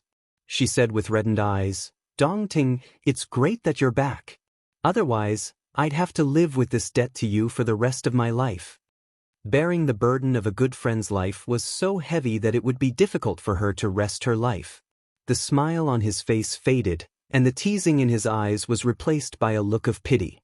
If he wasn't afraid that she would feel guilty for the rest of her life, he wouldn't have struggled to survive. He already had no motivation to live, so how could he have the courage to live? However, he still couldn't bear to see her incomplete happiness. He couldn't bear to see her go to hell. "Don't worry, my life is tough." He brushed the hair on his forehead in a self-admitted flirtatious manner. Seeing how narcissistic he was, Chu Qingyan couldn't help but laugh. She couldn't be serious for more than 3 seconds when she was with him.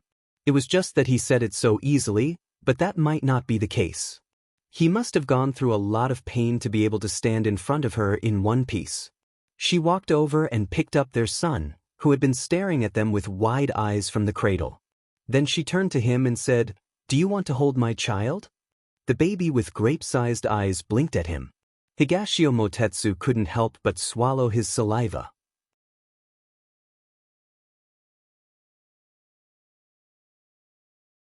Chapter 1527. Can I really carry him? Higashio Motetsu rubbed his hands. He seemed to be hesitant, expectant, and eager to try.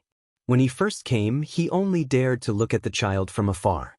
If it wasn't for the fact that the child didn't recognize strangers and giggled at him, he would have turned into a fossil. Chu Qingyan looked at him and saw that he was no longer as carefree as before. She couldn't help but smile and put the child in his arms. "Hold it tight. Hold it with your arms." The moment he touched the soft doll, Higashio Motetsu felt his entire body stiffen. He didn't even dare to move, as if he was frightened. "Relax, don't be nervous." Chu Qingyan couldn't help but laugh out loud at this rare scene. It was really too funny. Usually, when he was facing enemies, he didn't look so serious. It was too rare.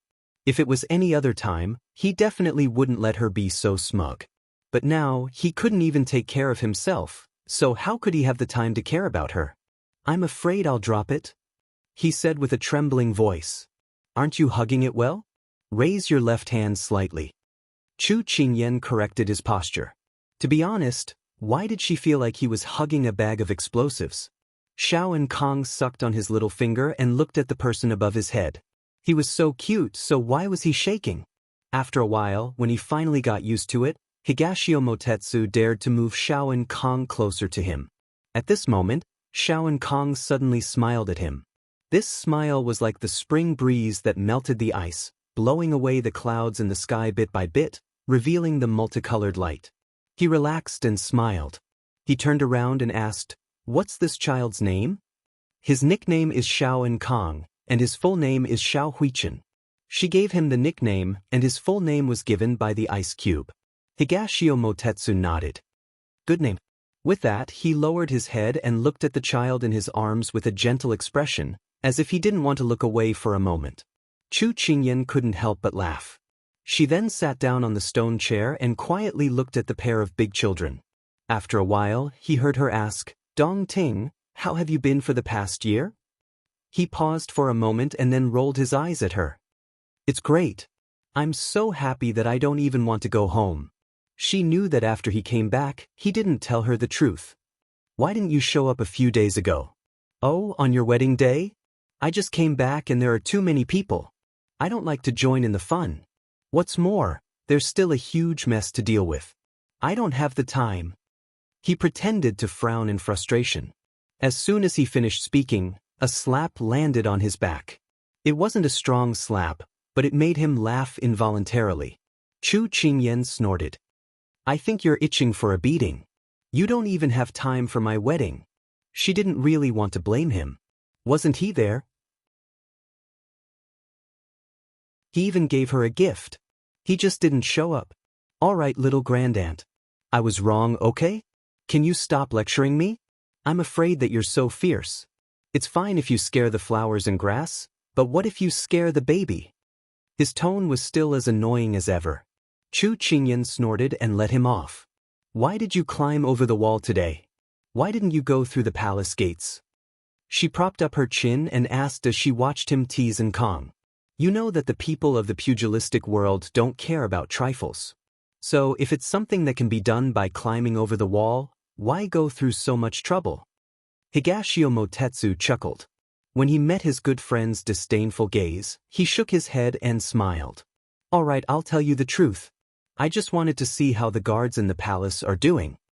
In the end, it's really not that good." 2 black lines appeared on her forehead. When she saw him just now, she could clearly feel that his skills had increased by another level. She was afraid that she wouldn't be his opponent anymore. The martial arts of the palace guards were already very high in any place, but compared to a top expert like him, was it not good enough? The two of them talked for a while, and another hour passed. Higashio Motetsu reluctantly returned Little and Kong to her. I have to go. Aren't you going to stay for a while longer? After all, they had been separated for so long, and she was a little reluctant. There are many things in the sect. I have to go back and deal with them. He stood up and shrugged his shoulders at her. She nodded. Before leaving, Higashio Motetsu looked at her with gentle and smiling eyes. From now on, as long as I'm around, the Moon Palace will not find trouble with you. You can rest assured. There was too much information hidden in his words, but she understood it immediately. Warmth surged in her heart. Dongting, thank you. What's there to thank me for? I'm leaving, there's no need to send me off. I'll come to see the child next time. He waved his hand with his back facing her. Then, with a light tap of his foot, he leapt out. When he had already disappeared, Chu Qingyan turned to face the other side. He's already gone. Are you still not coming out? After a while, a rustling sound rang out, and a pretty figure appeared in front of her. She was dressed in a pink veil, and there was a hairpin in her hair. She looked fresh and refined. Her skin was fair and beautiful, and her eyes were bright and her teeth were white. There was a spiritual aura between her brows. This young girl was a spiritual beauty, but she didn't have any impression of her. However, Chu Qingyan didn't know her, but she knew a lot about her. I'm Tao Tao, Tao Tao of the gentleman Tao Tao. Tao Tao introduced herself. Hello Tao. Please sit. Do you know Dongting? Chu Qingyan saw the hostility in her eyes, but she didn't care.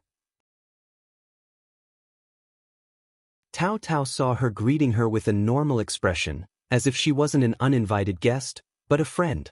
She sat down smoothly. Why are you so calm? Usually, when there was a stranger by your side, shouldn't you be vigilant first? She had never seen such a straightforward and pure girl. Chu Qingyan laughed softly. Under her puzzled gaze, she explained, You are not my match. Although the Big Ice Cube, Dongting, Su Jian and the others were all experts among experts, and she was still a level below them, she was more than enough to deal with the others. Therefore, when you were with outstanding people, you would also become outstanding unknowingly. Although Tao Tao was unwilling to accept it, it made sense when she thought about it. From the information she had obtained, this Empress Chu was indeed a rare expert. Moreover, her forte wasn't martial arts. Thus, she didn't dwell on this matter. Indeed, I am his doctor. More accurately, I am pursuing him. She crossed her arms and said each word clearly, as if she was declaring her sovereignty. Chu Qingyan laughed when she heard this. What are you laughing at? Tao Tao scratched the back of her head. Why didn't this person play her cards according to common sense? I'm very happy. I finally see someone taking in this evildoer, so please work hard. Chu Qingyan cheered her on. Tao Tao's lips twitched. It seemed like this person in front of her wasn't a love rival. It seemed like she was thinking too much.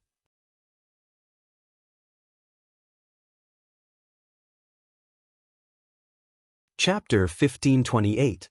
Don't you think it's strange? Tao Tao asked foolishly. What's so strange about it? It's better to be a gentleman than a lady. Chu Qingyan winked at her. Besides, people in the martial arts world don't care about trifles. I can understand. After receiving support, Tao Tao's good impression of Chu Qingyan increased in the chat. Tao Tao immediately put down the arrogance she had just been putting on. She held her face with both hands and smiled shyly. Can I really? Didn't I say that it's impossible for a woman to chase a man? Chu Qingyan smiled. Believe in yourself. Tao Tao seemed to have gained more confidence. She smiled and then looked at her seriously. I thought you were a difficult person to get along with. I didn't expect you to be so approachable. Why do you say that? Chu Qingyan was slightly surprised. Because you're very good-looking. I've never seen anyone prettier than you. But good-looking people are usually very aloof and don't put others in their eyes, Tao Tao said while nodding to herself. That was because her martial uncles and senior sisters were all like that. But in the end, she smiled and said, But you are different. Chu Qingyan felt that this little girl was really straightforward. She couldn't help but tease her. Don't you think Dongting is better looking? Tao Tao widened her eyes. He's simply a demon. But I like him. She stuck out her tongue and said the last sentence without any shyness. Chu Qingyan was amused. How did you meet Dong Ting? She asked. Tao Tao rolled her eyes and remembered that he hadn't told Chu Qingyan how he spent the past year. She didn't want to gossip, so she shook her head. It's a secret. Chu Qingyan thought that she was shy, so she didn't ask anymore. By the way, I have to go. Otherwise, he'll be far away and I won't be able to catch up with him. Tao Tao jumped up and was about to climb over the wall, but she stopped and looked back at Chu Qingyan. The relaxed smile on her face was gone. Instead, it was more serious. Dong Ting has done a lot for you. He's sacrificed a lot. I know. Chu Qingyan restrained her smile. But it doesn't matter. You don't have to feel guilty because I will treat him well, very well, very well. I won't let him walk alone. This sentence seemed to be a declaration of sovereignty, but also a promise. Chu Qingyan was the person he liked, but it was impossible for them to be together, so she would be responsible for the rest of his life. Thank you very much. Chu Qingyan thanked him sincerely. Tao Tao smiled. There's nothing to thank me for. I'm happy to do it. Let's go. With that, she disappeared behind the wall. Chu Qingyan stared at the wall in a daze. At this time, a figure woke her up from her contemplation. Are you fooling me? As he spoke, he had already walked behind her and reached out to hold her and the baby in his arms. When did you come over? She didn't need to turn around to know who it was. Since you said that it's impossible for a man to chase a woman. Xiao Su rested his chin on her shoulder and closed his eyes slightly. It seems like you came at the right time. I'm not fooling her. It's just that I like this little girl. I think she and Dong Ting are a good match, she answered truthfully. Hearing the two words Dong Ting, Xiao Su opened his eyes. Little girl? I think she's about the same age as you, but the two of them are very active. They are a good match. Active? What kind of stupid reason was that? Ian, the Moon Palace has changed hands. It should be Dong Ting who did it. Big Ice Cube, we owe him a lot. Yes, I know. I'll find a chance to repay this favor. It's only right for the husband to repay his wife's debts. Xiao Su didn't want to owe this elusive love rival of his anymore. Although it was impossible for him and Ian to be together, he was still unhappy that his wife was being targeted. Xiao Su's possessiveness came online again. Big Ice Cube, you're so nice. Chu Qingyan rubbed his chin. I'll help you repay what you owe him.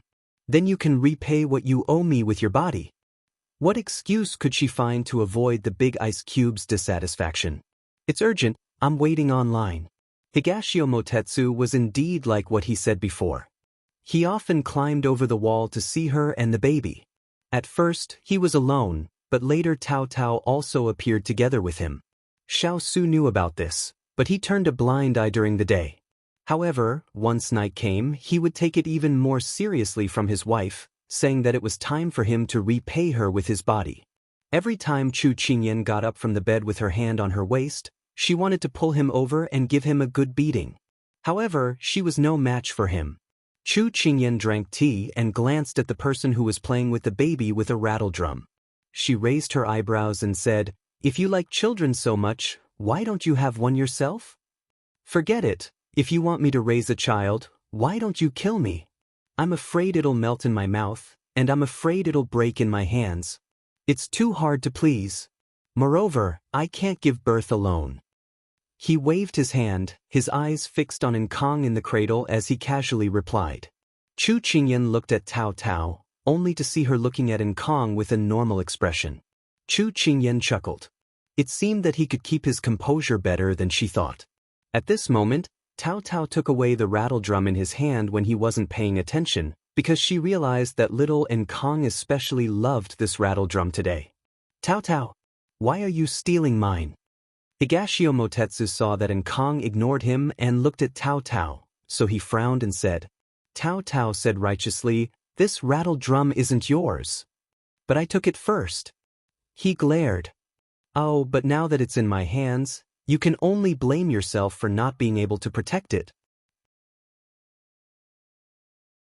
Tao Tao stuck her tongue out at him and mocked. Higashio Motetsu felt that he couldn't be described as angry at all. He was simply furious.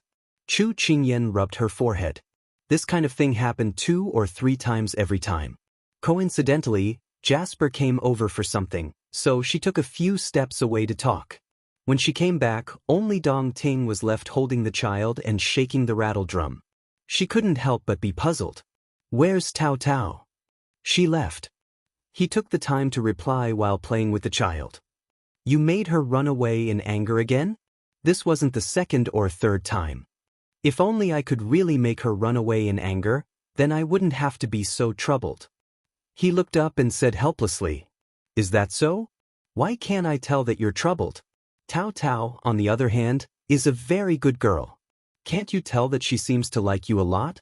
Chu Qingyan asked seriously. He smiled bitterly and said, "We're not compatible." Because he had loved before, he was merciful.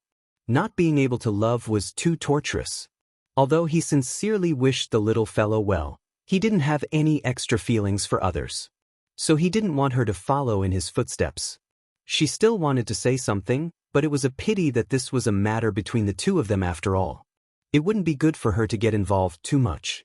At this moment, he put the child back into the cradle and stood up, smiling wickedly. "I still have something to do, so I'll take my leave first. I'll come back to see you later." Chu Qingyan looked at his departing figure and sighed faintly. When it came to relationships, it was hard to say.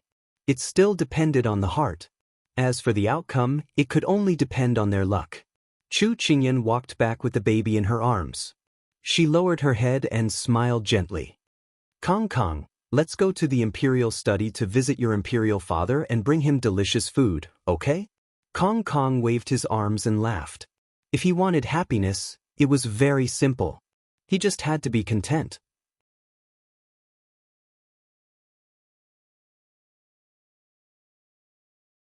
Chapter 1529. Spring came and autumn went. Flowers bloomed and fell. Snow fell and melted. Year after year, year after year, year after year. Time was like an arrow and the sun and moon were like shuttles. In the blink of an eye, 2 years passed. In Yen Su Palace, a baby's voice came out.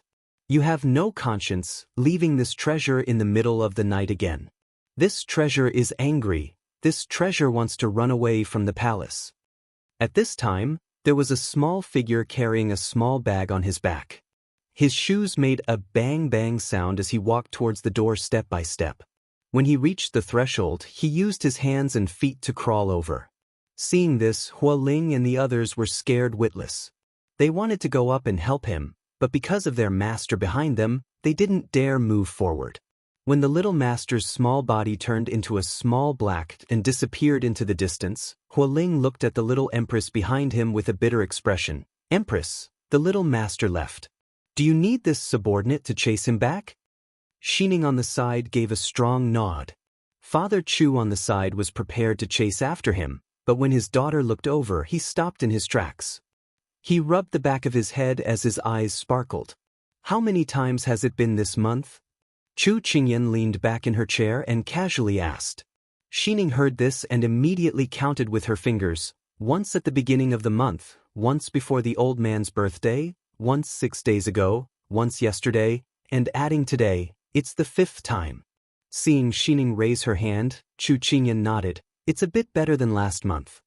Then, Father Chu wanted to plead for his little grandson, but he was stopped by his daughter's gaze. "Wait and see how long he can last this time." Chu Qingyan revealed a smile and said in a confident voice. Since the Empress said this, then everyone would just wait. Although it was like this, Chu Qingyan could still see the anxious and worried expressions on everyone's faces. She gave a faint sigh. Kong Kong's arrogance of running away from home could not be encouraged. But why did it seem like she had become an evil mother? She felt bitter in her heart.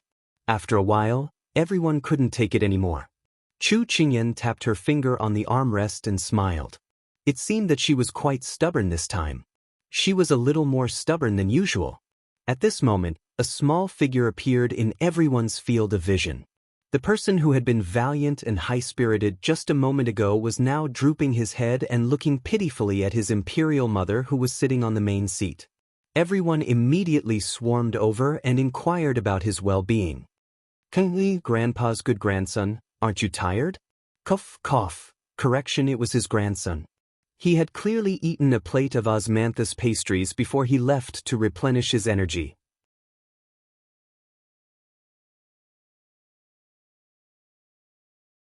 He felt that his imperial mother's words were very reasonable, but he still turned back and nestled in her neck. He said in a muffled voice, "But Bao Bao wants you to hurt Bao Bao more. Aren't you worried about Bao Bao?" Chu Qingyan chuckled. "Then how do you want imperial mother to dote on you more?" Little Kong Kong pouted and said slowly, "Accompany me tonight, don't accompany imperial father." Chu Qingyan sighed softly in her heart. This was all caused by Big Ice Cube. He had pestered her so much last night that she had no choice but to send Kong Kong to the small hall. She had been tormented too much and slept late this morning. When Kong Kong woke up and couldn't find her, he started to be unhappy. "All right, I'll listen to you, little darling." "All right, then Bao Bao will reluctantly believe you this time." He was really flexible. Chu Qingyan smiled. "So reluctant?" Little Kong Kong raised his chin slightly and snorted softly. "Imperial Mother, your trust in Bao Bao has already dropped to the bottom."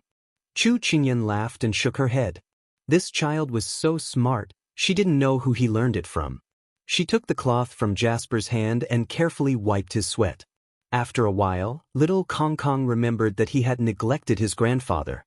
He immediately jumped off his imperial mother's lap and ran over. "Grandfather, grandfather, let's go fly high." Father Chu's glass heart had already shattered. Grandfather is unhappy. Grandfather also wants to run away from home. Little Kong Kong raised his head and asked innocently. He then took off his small cloth bag and water bottle and handed them over. "Then these are for you.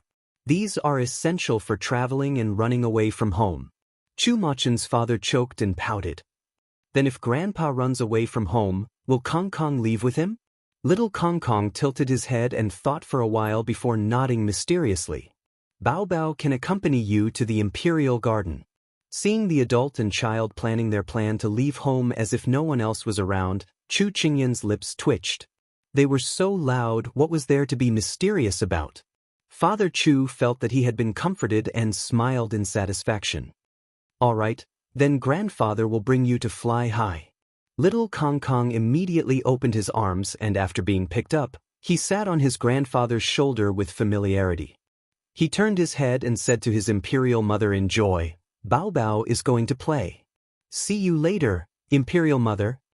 The two disappeared on the spot after speaking. Hua Ling and the others immediately chased after them. "Old Master, slow down, slow down."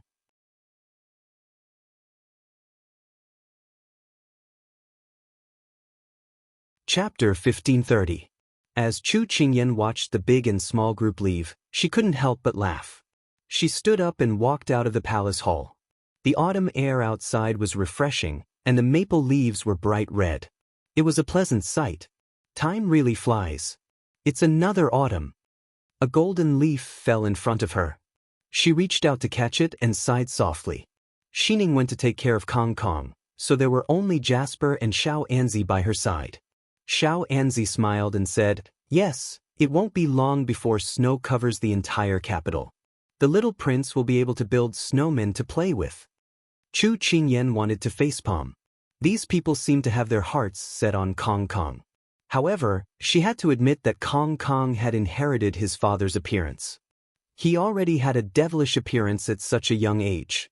In addition, he was good at acting spoiled and cute. He was simply popular with both the old and the young. Not only in the palace, but even when he attended court with Big Ice Cube, he could do whatever he wanted. Perhaps he was blessed by the heavens. There were too many people who doted on him, so she often had to play the bad guy, afraid that he would go astray. Fortunately, her son's IQ and EQ were very high. He had never become arrogant because he was spoiled. Moreover, she didn't have to worry about whether he would be bullied when he went out. It was good enough that he didn't tease others. The autumn wind blew. Chu Qingyan looked at the setting sun in the distance. The afterglow was faint, and the dim yellow light easily pulled people into memories. She wondered how Yen Luo and Jing Jing were doing. Last winter, Ethereal suddenly received a letter from Yen Luo. He left in a hurry, saying that someone was critically ill. As for who it was, the letter didn't specify. Until now, there was still no news of them. It was very worrying, especially Xiao Ho. He had lost a lot of weight compared to before. Although he didn't say it, everyone could see that he was very worried. She wanted to help, but the people she sent out only said, "There's no news." This matter could only be kept in her heart. At this moment, Jasper received a letter. "Mistress, Lady Water Spirit has received a letter from Lady Ethereal." Chu Qingyan was stunned. It was too unexpected. She couldn't wait to take it. She took a deep breath before opening the envelope. After hurriedly reading the words on it, she exhaled heavily. Her whole body relaxed, and the corner of her mouth raised into a thick smile. They were all coming back. What a joyous occasion! However, there had been one joyous event after another recently. Sima Jun and Ji Linyang entered the palace together with Hua Xiuli and Lin Fengyi. The entire palace instantly became lively. After receiving the news, Chu Qingyan couldn't sit still. From time to time, she would look out of the hall. Compared to him, Xiao Su was calmer. "You'll see her sooner or later. Don't worry." Little Ankong, who was sitting at the side playing with the 9 rings in his imperial father's arms, tilted his head and asked, "Imperial father, are Sima Yi and Ji Susu coming?" Chu Qingyan was a little surprised. Kong Kong still remembers Aunt Sima and Uncle Ji? She remembered that when Kong Kong was 1 year old, Sima and Ji Linyang had just entered the palace and sent many gifts. It had been more than a year since then. Little Ankong looked at his imperial mother with disdain. "Imperial mother, you're so stupid. Bao Bao is still very young and doesn't have amnesia yet." Chu Qingyan choked. It wasn't necessarily a good thing for a child to mature early. For example, he could choke to death at any moment. At this moment, someone had already reported that Sima and the others were about to arrive. Chu Qingyan immediately stood up and walked to the door. At this moment, Xiao Su raised his hand to help his son solve the most difficult problem. His son immediately looked up with starry eyes and said in admiration, "Imperial father, you're so amazing." "Your imperial mother asked Mu Lin to do this. So who's better?" Xiao Su looked at his son calmly. Little Ankong's eyes lit up. "Imperial mother is better." Xiao Su smiled. "So will you still say that your imperial mother is stupid in the future?" Little Ankong immediately shook his head. "Imperial mother is so smart and amazing. She's not stupid at all." Only then did Xiao Su raise his hand to pat his son's head in satisfaction. "That's right, your imperial mother is very smart and amazing. She only stayed in the palace and hid her intelligence because she wanted to accompany imperial father and you. She sacrificed a lot for us, so you can't make your imperial mother sad in the future. You have to be filial to her and protect her." Little Ankong sniffled. "Imperial mother is good. Bao Bao wants to hug imperial mother." Xiao Su's eyes curved as he placed his son on the ground. Watching him walk over with his short legs to look for the little fellow, the corners of his mouth rose. Mu Ling, who was standing at the side, was already used to this master who had transformed into a black-bellied wife-protecting maniac. At this moment, a soft body pounced at her feet. Imperial mother, Bao Bao will protect you. Bao Bao is amazing." Chu Qingyan, who was wholeheartedly outside, did not notice that her big ice block had raised her image in her son's heart by an inch. Chu Qingyan was already used to her son's sudden confession. She thought that her son's flirting skills were natural and that he would harm many girls in the future. However, she did not know that her big ice block had done so much for her behind her back. She had misunderstood. Chu Qingyan carried her son and pinched his chubby little face. I know. Our Kong Kong is a little man now." Little Ankong left a watermark on her face and giggled. With that, he came over. "I already told you that I don't like veils. Aren't you afraid that I'll get a rash from covering it?" Sima Jun was the first to grumble. Wife, it's late autumn now. Summer has already passed, Ji Linyang replied unhurriedly. You vinegar jar. Wife is so good at praising me. Sima Jun was dumbfounded, but then she laughed for some reason. She shook her head and stepped into the hall. She took off her veil and smiled sweetly. Ting, long time no see. Sima Jun went forward and gave him a bear hug. Ji Linyang cupped his hands at the two of them. I've made a fool of myself. Xiao Su nodded slightly at him and gestured for him to take a seat. Chu Qingyan hugged him back and laughed. You two are so close. Long time no see. It's been more than a year. It's not easy to see each other again. Sima Jun sighed. Chu Qingyan winked at her and teased, who knows where you went during your honeymoon month? You still have the cheek to mention it. Sima Jun blushed. What are you talking about? It was rare to see this queen behave like a little girl. Chu Qingyan was about to tease her more when a voice sounded. Simi. Sima Jun lowered her head and saw the little one that she had neglected. Her eyes lit up and she immediately squatted down. What a cute baby. This must be Kongkong. Little Onkong nodded solemnly. This baby's nickname is Onkong, and his full name is Xiao Huichen. Simi, please take care of me. Wow, so cute. I really want to carry him home. Sima Jun's eyes lit up. Little Onkong thought for a moment and said seriously, you have to discuss this with my father and mother. But if you can marry me, we can see each other every day. Chu Qingyan's mouth twitched. No one could beat his flirting skills. Ji Linyang's face darkened. He had just arrived and was already being poached.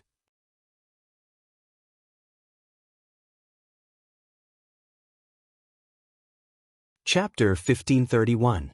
Sima Yi, what do you think? Xiao and Kong did not notice everyone's reaction at all. He even pulled Sima Jun and asked very innocently. Sima Jun felt that she had been completely melted by this cute little boy. She wanted nothing more than to hug him and ravage him. However, just as she stretched out her hand, it was grabbed by a familiar pair of large hands. Then, she turned around and was pulled into a wide and strong embrace. Before she could say anything, she heard a voice above her head that was filled with possessiveness. Xiao Bao, I'm sorry, but your Aunt Sima is already taken. You should find someone else. Ji Linyang knew that Xiao and Kong was still young, so he spoke much more gently. Xiao and Kong blinked and looked at Ji Susu. He pouted. All right, then if Sima Yi still wants to marry us in the future, tell Bao Bao. So this Xiao Bao was still thinking about his wife. Ji Linyang didn't know whether to laugh or cry. At this time, the person in his arms was still cheering for Xiao Bao. Kongwell said, Ji Linyang, I'm telling you, if you dare to bully me, I'll find someone else in a minute. This big and small pair was really a headache. At this time, a voice sounded. Yo, Kongkong, didn't you say that you wanted to marry me? Why did you change your mind so quickly? With that, Hua Xiao and Lin Fengyi appeared in the hall together. Xiao and Kong smiled. Huai, Lin Susu. Children have to be polite.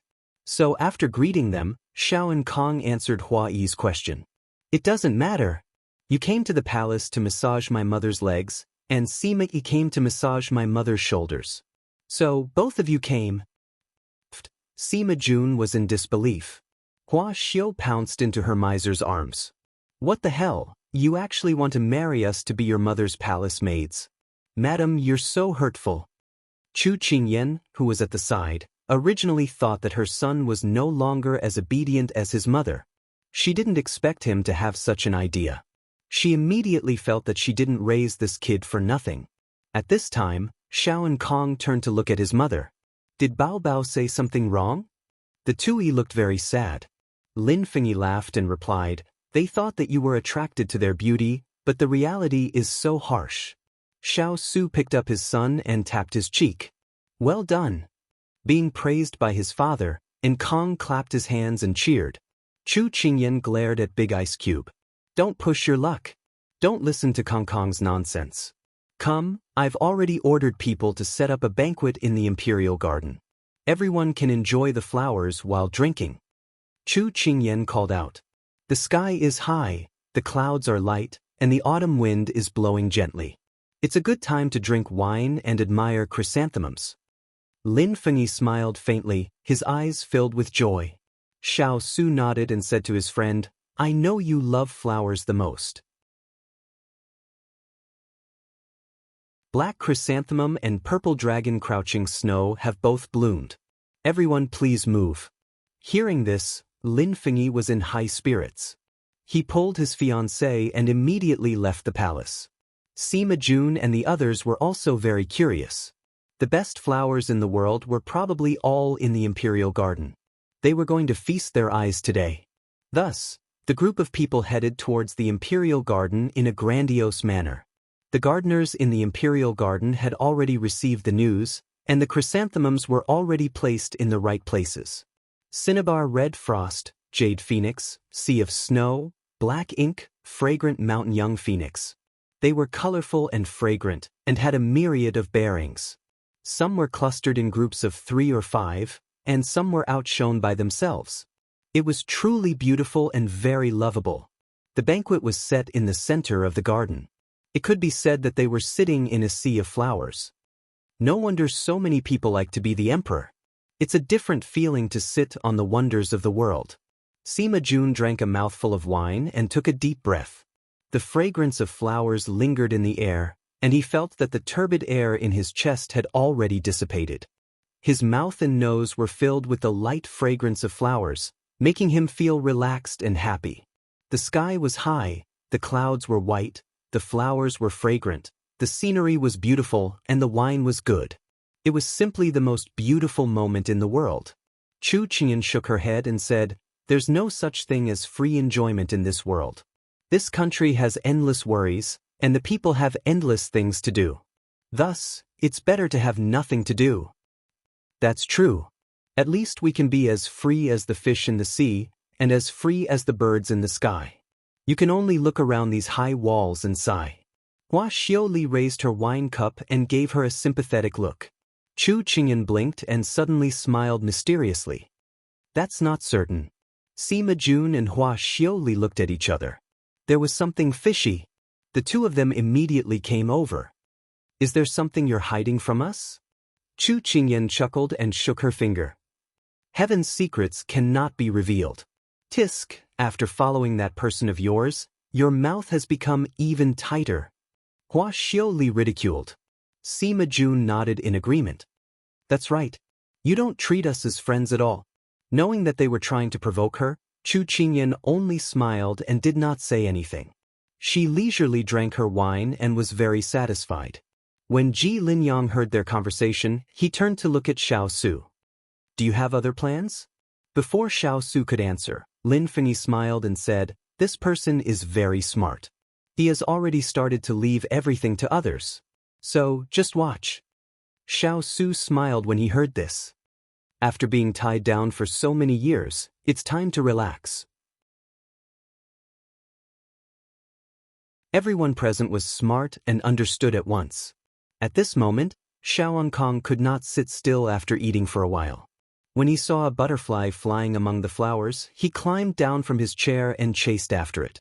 When Chu Qingyan saw this, she let Jin Xen follow. Hence, Xiao Kong huffed and puffed in front of the butterfly, while Jin Xen followed closely behind. For the sake of the banquet, the imperial garden was cleared. The palace maids and eunuchs were all waiting by the banquet. The guards were stationed outside, so there were only a few gardeners taking care of the flowers and plants in the garden. Jin Xen stood 3 to 5 steps away from his little master and looked after him. At this moment, Xiao Kong plucked a blade of grass and turned to smile at him cutely. Jin Xen Susu, look, the grass is so long. Jin Xen's firm chin softened at Xiao Kong's words. He nodded at him. It is very long, even longer than your finger. Xiao Kong chuckled. Bao Bao will pick a beautiful flower for you, Susu, and then you can give it to Xiningyi. Because his mother had once told him that Xiningyi and Jin Xen would live together in the future, just like his mother and father. Children's words were the most sincere blessings. Jin Xen's eyes seemed to soften. Okay, you will definitely be very happy to Xiningyi. Xiao and Kong seemed to be encouraged and jumped around the flowers even more happily. However, at this warm and cozy moment, two gardeners who were tending to the flowers and plants looked at each other and then slowly moved towards them, a strange look flashing in their eyes.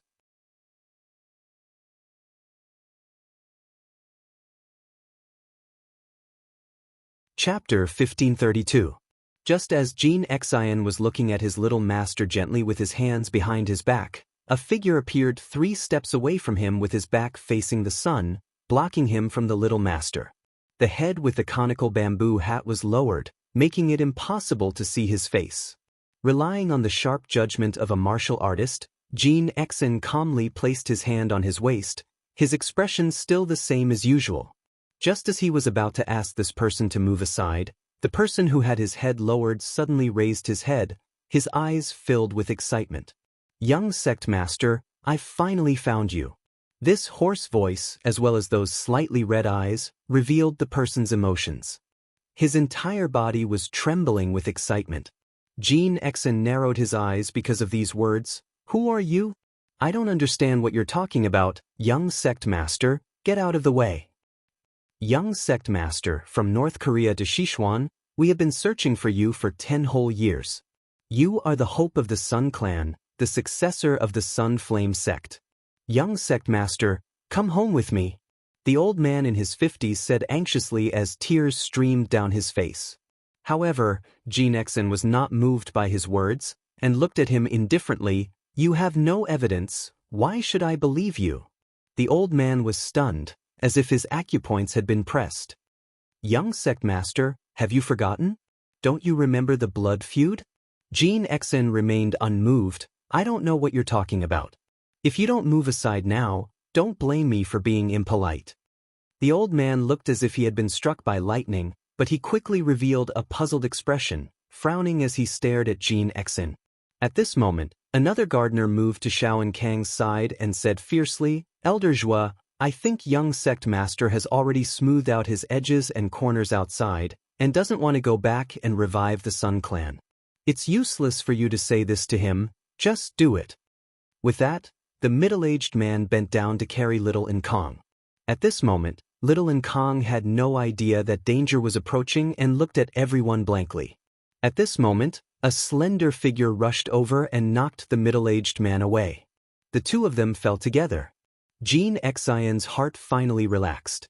If it wasn't for the fact that the two of them didn't have any killing intent when they approached, with his many years of experience, he wouldn't have let them get close to him so easily.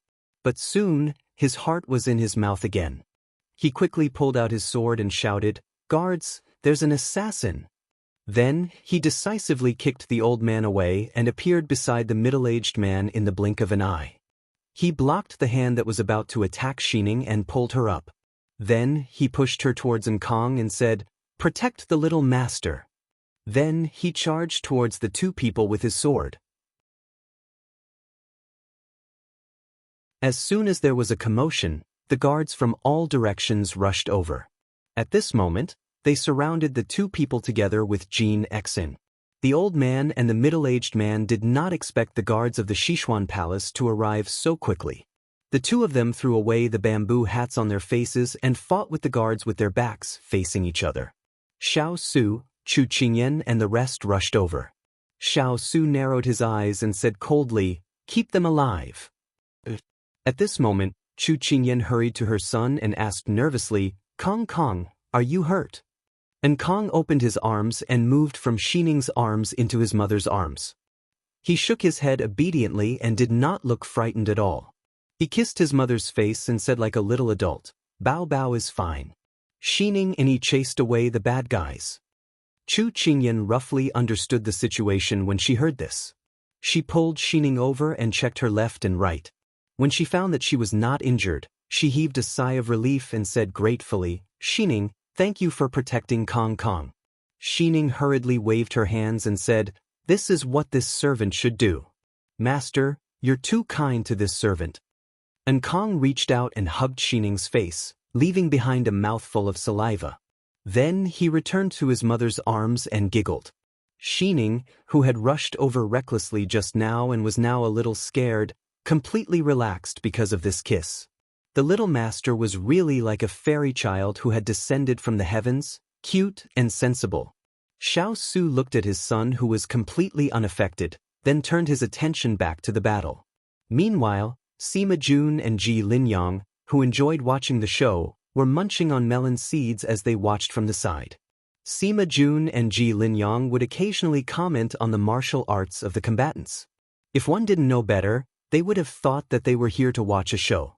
Not long after, the people were subdued. "Who are you people? Why are you harming my son?" Looking at the two people who were kneeling in front of him, Xiao Su's voice was slightly low. The old man raised his head.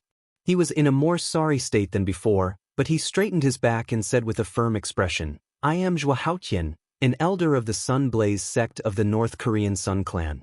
This is Choi Mingxue, a guardian of the Sun Blaze sect. We are not here to harm the Sichuan royal family. We are here to find someone in the palace." North Korea? Sun clan? Sun Blaze sect? Everyone looked at each other.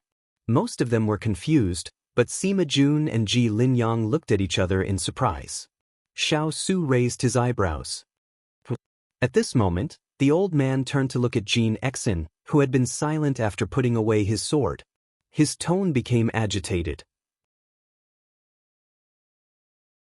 "We are looking for our Sun Blaze sect's young sect master, Murong Yunxian, who is also the commander of your Sichuan royal guards, Jin Exin." This turn of events was too sudden, to the extent that those who were munching on melon seeds and those who were commenting all fell silent. Almost everyone had an even bigger question mark above their heads. "You're saying that Jin Exin is your young sect master?" Chu Qingyan was shocked. What was this? She was dumbfounded. "Young sect master, quickly tell them who you are." Elder Zhua looked at Jin Exin expectantly. Everyone simultaneously turned to look at Jin Exin. However, the person in question was calmer than anyone else. He glanced at the two people who were even more agitated because of his gaze. His voice was very calm. "I don't know you." As soon as he said this, Elder Zhua trembled and looked at him in disbelief. Meanwhile, Enforcer Chui's suppressed anger exploded. "Young sect master. It's fine if you don't know us. After all, you were only 6 years old when you left. But you can't forget the Sun clan and the Sun Blaze sect. How can you face your mother like this?" His silent eyes moved. Jin Exin pursed his lips. "I don't understand what you're saying and I don't want to understand." The situation suddenly became tense. Xiao Su's gaze swept over Elder Zhua, Enforcer Chui, and Jin Exin. Then he said in a low voice, "Take these two away first. The rest of you follow me to Songyu Hall." The group left the Imperial Garden. On the way, they met Xiao Yao and Xiao Ho who were escorting an old woman. "The two of us just caught a suspicious person outside the palace and found out a lot of things. It seems to be related to Imperial sister-in-law's Jin Exin, so we brought her into the palace," Xiao Yao said. "What a coincidence. We caught two here too," Lin Fingyi said in surprise. "Take them away together. The two of you come with me too." Xiao Su called out to his two brothers and walked forward. Xiao Yao and Xiao Ho looked at each other. Was there going to be a good show? "Let's go." As expected, they were a bunch of people who didn't mind watching a show.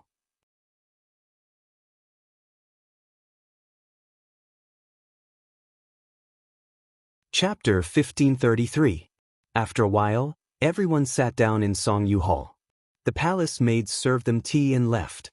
The atmosphere in the hall was a little tense. The chief eunuch who was in charge of the flower show knelt in the hall and kowtowed while trembling. "These two are gardeners that I picked out from the common people. They have been in the palace for 2 or 3 months and have always been dutiful. I didn't expect that they would commit such a heinous crime. It's my fault for not being strict enough and causing the little prince to be frightened. I'm guilty." The truth of how the two had sneaked into the palace was also revealed. No one expected them to be so calm. When they found out that the palace was recruiting gardeners, they killed the original owner and replaced him. Their acting skills were so good that no one saw through them. Xiao Su raised his hand and ordered someone to take him away for punishment. At this moment, Xiao Su looked up at Jin Exin. "Tell me about what happened in the garden." Jean Xen nodded and recounted everything that had happened in the garden. He did not add any details, including what he said. Everyone was digesting the shock of this incident. What's the background of this North Korea? I've been doing business for so many years, but I've never heard of it. Hua Shili was the first to ask. At this moment, Ji Linyang spoke up. It's a coincidence. Jun Yao and I passed by this North Korea a few years ago, but we only stayed at the border for a few days before leaving. We only know that this country is different from other countries. Their citizens believe in religion. Although it's a country, it's divided into two, the sun and moon races. The two people who came today should be from the sun race. To be able to become an elder and a protector, they must have a high status in the race. Sima Jun continued from where Ji Linyang had left off. The biggest religion of the sun race is the Sun Flame sect, which faces the sun and worships martial arts. The moon race is the Moon sect, which faces the moon and worships culture and education. The sun and moon represent light, which is also the origin of North Korea's name. This country is hidden in the highest mountain forest in the south. It's difficult to enter and leave, and has always been a legend. If it weren't for Lan Zhuang's business in the south a few years ago, we wouldn't have entered by accident. However, we only touched the borders of their country. What I said just now is the information Lan Zhuang collected. Lan Manor had branches all over the world. It was an underground business, and there were all sorts of mermaids and people there. Any news could be gathered. No one had expected that the two people they had caught today would have such a high status, and that such a large country was involved. What was even more unexpected was that their target was actually Jean Xen. I heard that when Jean Xen was saved by sister-in-law, he had already lost his memories of the past. If what they said is true, it's not impossible.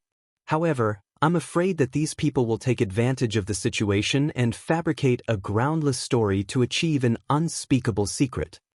Xiao Ho muttered to himself for a moment before voicing his opinion. Now that imperial sister-in-law was the empress of the country and imperial brother doted on her so much, the people around her were impregnable. Those who had bad intentions had no way of getting in and could only use the people around her. The woman we caught is also of the rank of an elder. Although we managed to pry some information out of her, it still feels strange. We still have to be careful. Chu Qingyan looked at Jean Xian in front of her. His posture was tall and straight, and he was already able to hold his own. He was no longer the thin and weak youth from before. She used a gentle tone to ask for his opinion. Jean Xian, what do you think? Jean Xian raised his head with a serious expression and expressed his position without hesitation. Whether this matter is true or not, this subordinate feels that it has nothing to do with this subordinate. This subordinate only wants to stay by master and little master's side, to stay in Sichuan. Sun Clan? Sun Flame sect? It had nothing to do with him at all. Since Jean Xian had already expressed his position, no one asked any more questions. Chu Qingyan looked at him deeply and fell into deep thought. The chrysanthemum viewing banquet ended in a hurry because of this matter, and because they had to thoroughly investigate whether there were any remaining accomplices, Xiao Su ordered the banquet to be held elsewhere. After everyone left, Chu Qingyan called out to Jean Xen. The two of them walked to the parasol tree in the courtyard and stood still. Jean Xen, those people might know about your background. Why do you look like you don't care at all? Chu Qingyan turned around and asked with a puzzled gaze.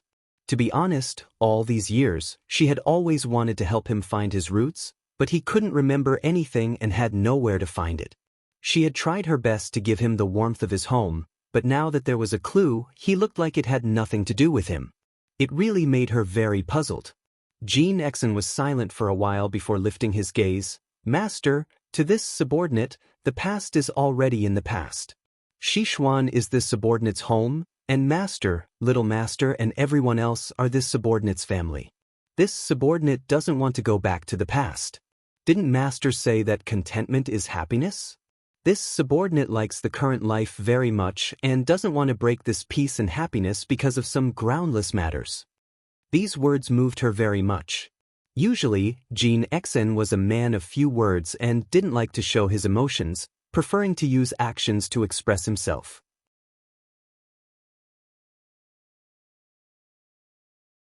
She didn't expect him to say such touching words.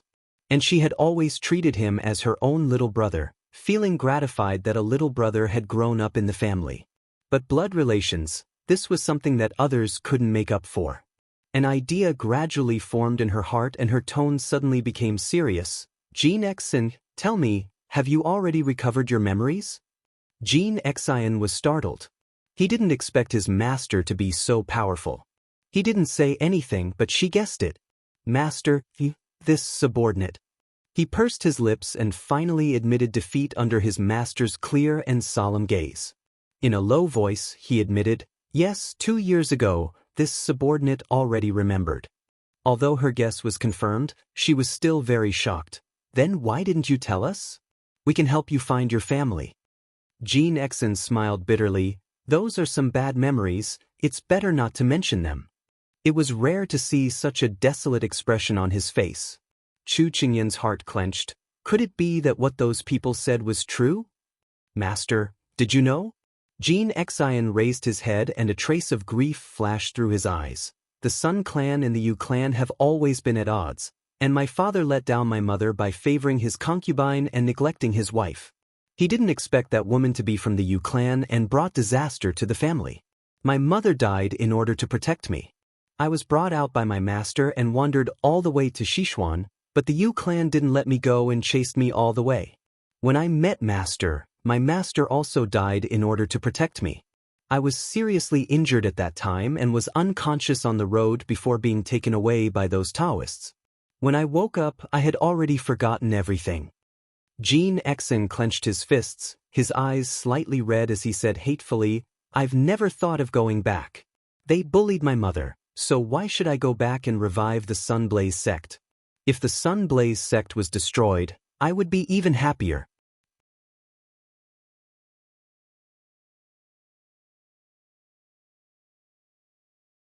Chapter 1534. She had never seen Jean Xian in such pain, grief, and indignation, but it made her feel even more pity for him.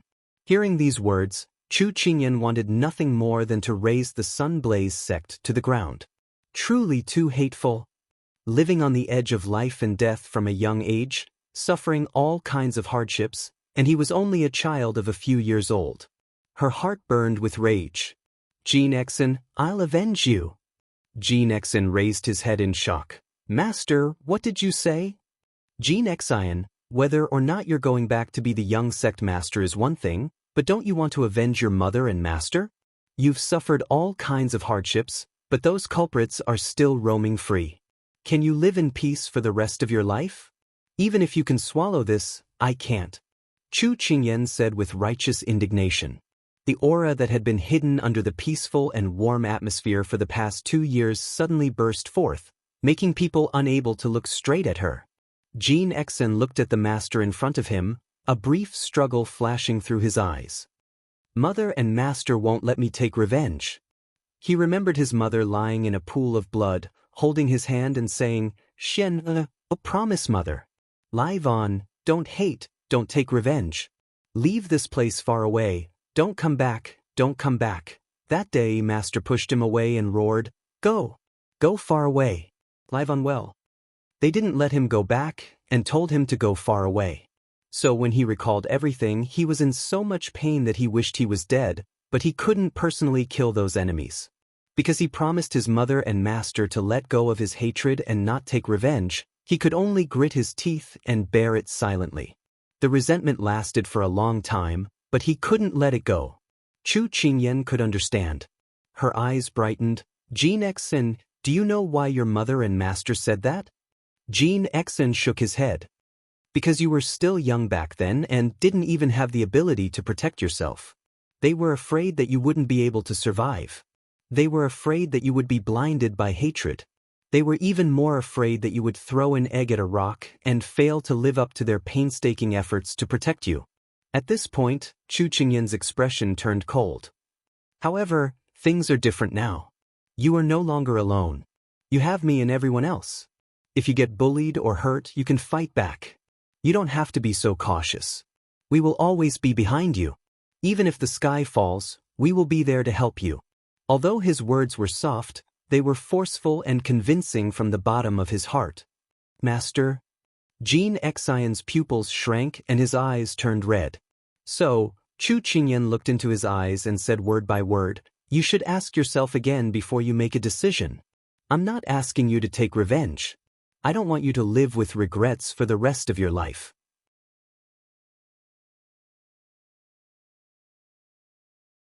No matter what decision you make, I'll support you. She knew Jin Xian. Although he was calm and self-disciplined, he valued relationships very much. Otherwise, he would not have sworn to follow her until now just because she had done him a favor. Because of a sentence from the ice cube, he went to the court and became an official, just to be able to help her one day. And because she was in danger, he resolutely gave up the power and wealth at his fingertips. How could such a person who had a clear distinction between love and hate swallow his anger? If it weren't for his mother and master's last words, she believed that when he remembered the truth, he would have impatiently raised his sword to take revenge. To hate but not be able to take revenge, to have bitterness that was hard to say. For a man with courage, that was a painful torment. So she cut off all his worries and became his backing. She let him make a decision from his heart again. In a person's life, the most painful thing was to have no choice and not be able to choose to accept the injustice. Master had already said this. If he continued to be a coward, he would be letting down his mother and master's sufferings. Jin Xian raised his head. His voice was sonorous and powerful. Gritting his teeth, he said, "Master, I want revenge. I want to seek justice for myself. I want to kill my enemies." In these 2 years, 600 days and nights, he couldn't forget that his mother couldn't even die in peace. He couldn't forget that knife that had slashed at his master. Every night when he dreamt, he could only grieve alone. He couldn't sleep at night. He wanted to go back all the time and personally send those enemies to the Yellow Springs. All right. Chu Qingyan nodded solemnly. Not long later, everyone once again gathered at Songyu Hall. This time, Elder Zhua and the other 2 were also brought over. They were untied and given a seat by Chu Qingyan. "Young sect master, you finally admitted your identity. The heavens have opened their eyes." When Elder Zhua heard the news, he was overjoyed. Wrinkles appeared on his face as he smiled. "Then, young sect master, quickly come back with us to inherit the throne." Protector Chui's previous unfriendliness was swept away, and he said in an urgent tone. The other woman was called Gue Xiangjuan. She was called Elder Gue. At this time, she was also excited. "Yes, this way, the Yu clan won't dare to harass us anymore. We can also regain our past prosperity. Let's see if they dare to invade our territory in the future." Chu Qingyan glanced at the 3 people and smiled. "There's no hurry. Today's events were too sudden. Jin Xian has been with us for so many years. He probably won't be back for a long time. Therefore, we plan to keep him for a few more days and hold a farewell banquet to send him off. That won't do. We have to go back as soon as possible." After the joy passed, Elder Zhua immediately regained his dignity in the clan and waved his hand mercilessly. Xiao Su smiled coldly. "It's not up to you to decide. Your Majesty Sichuan, this is our North Korea's matter. Although you're the ruler of a country, you can't interfere with us." Elder Gue raised her chin slightly and said righteously. At this time, Xiao Yao closed his folding fan and touched his chin. "Didn't you say that you've been looking for Jin Xian for 10 years? That means you've been bullied by the Yu clan for 10 years. It's been so long. 1 or 2 more days won't make a difference. Why are you in such a hurry? Unless what?" Elder Zhua's eyebrows twitched. Xiao Yao chuckled, then paused. His tone was slightly cold. "Unless you're hiding something from us. What you said before was not the truth." Elder Zhua and the others were stunned. It seemed that they had underestimated these people. Elder Zhua lowered his head. A dark light flashed in his eyes, but he smiled. "How is that possible? Since you can't bear to part with our young sect master, then we'll listen to him. He can stay as long as he wants. We're not in a hurry." In an instant, they changed their tone. Compared to their previous overbearing attitude, They were now extremely respectful. Jean Xian wasn't the only one who felt that something was wrong. Everyone present was good at scheming. How could they not see that there was something fishy going on? In that case, it seems that this king has gauged the heart of a gentleman with the yardstick of a villain. Xiao Yao casually apologized. Meanwhile, Elder Joie and the others responded with a fake smile. Jean Xian glanced at his master. After receiving the message, he turned his head and said, "Then we'll stay for 3 more days. But let me say this first. I'm only going back to take a look. I'm not going to inherit the position of sect master." Elder Joie and the others nodded. They would trick him to go back first. Once he returned to the Ri clan, it would no longer be up to him. You're tuning in to the Passion Pages YouTube channel. We're so grateful for your support, and don't forget to subscribe to join us on this incredible journey through captivating stories. Your generosity through donations truly makes a world of difference, as it's the primary source of revenue that allows me to expand and enhance this channel for you. Thank you from the bottom of my heart for being a part of this adventure.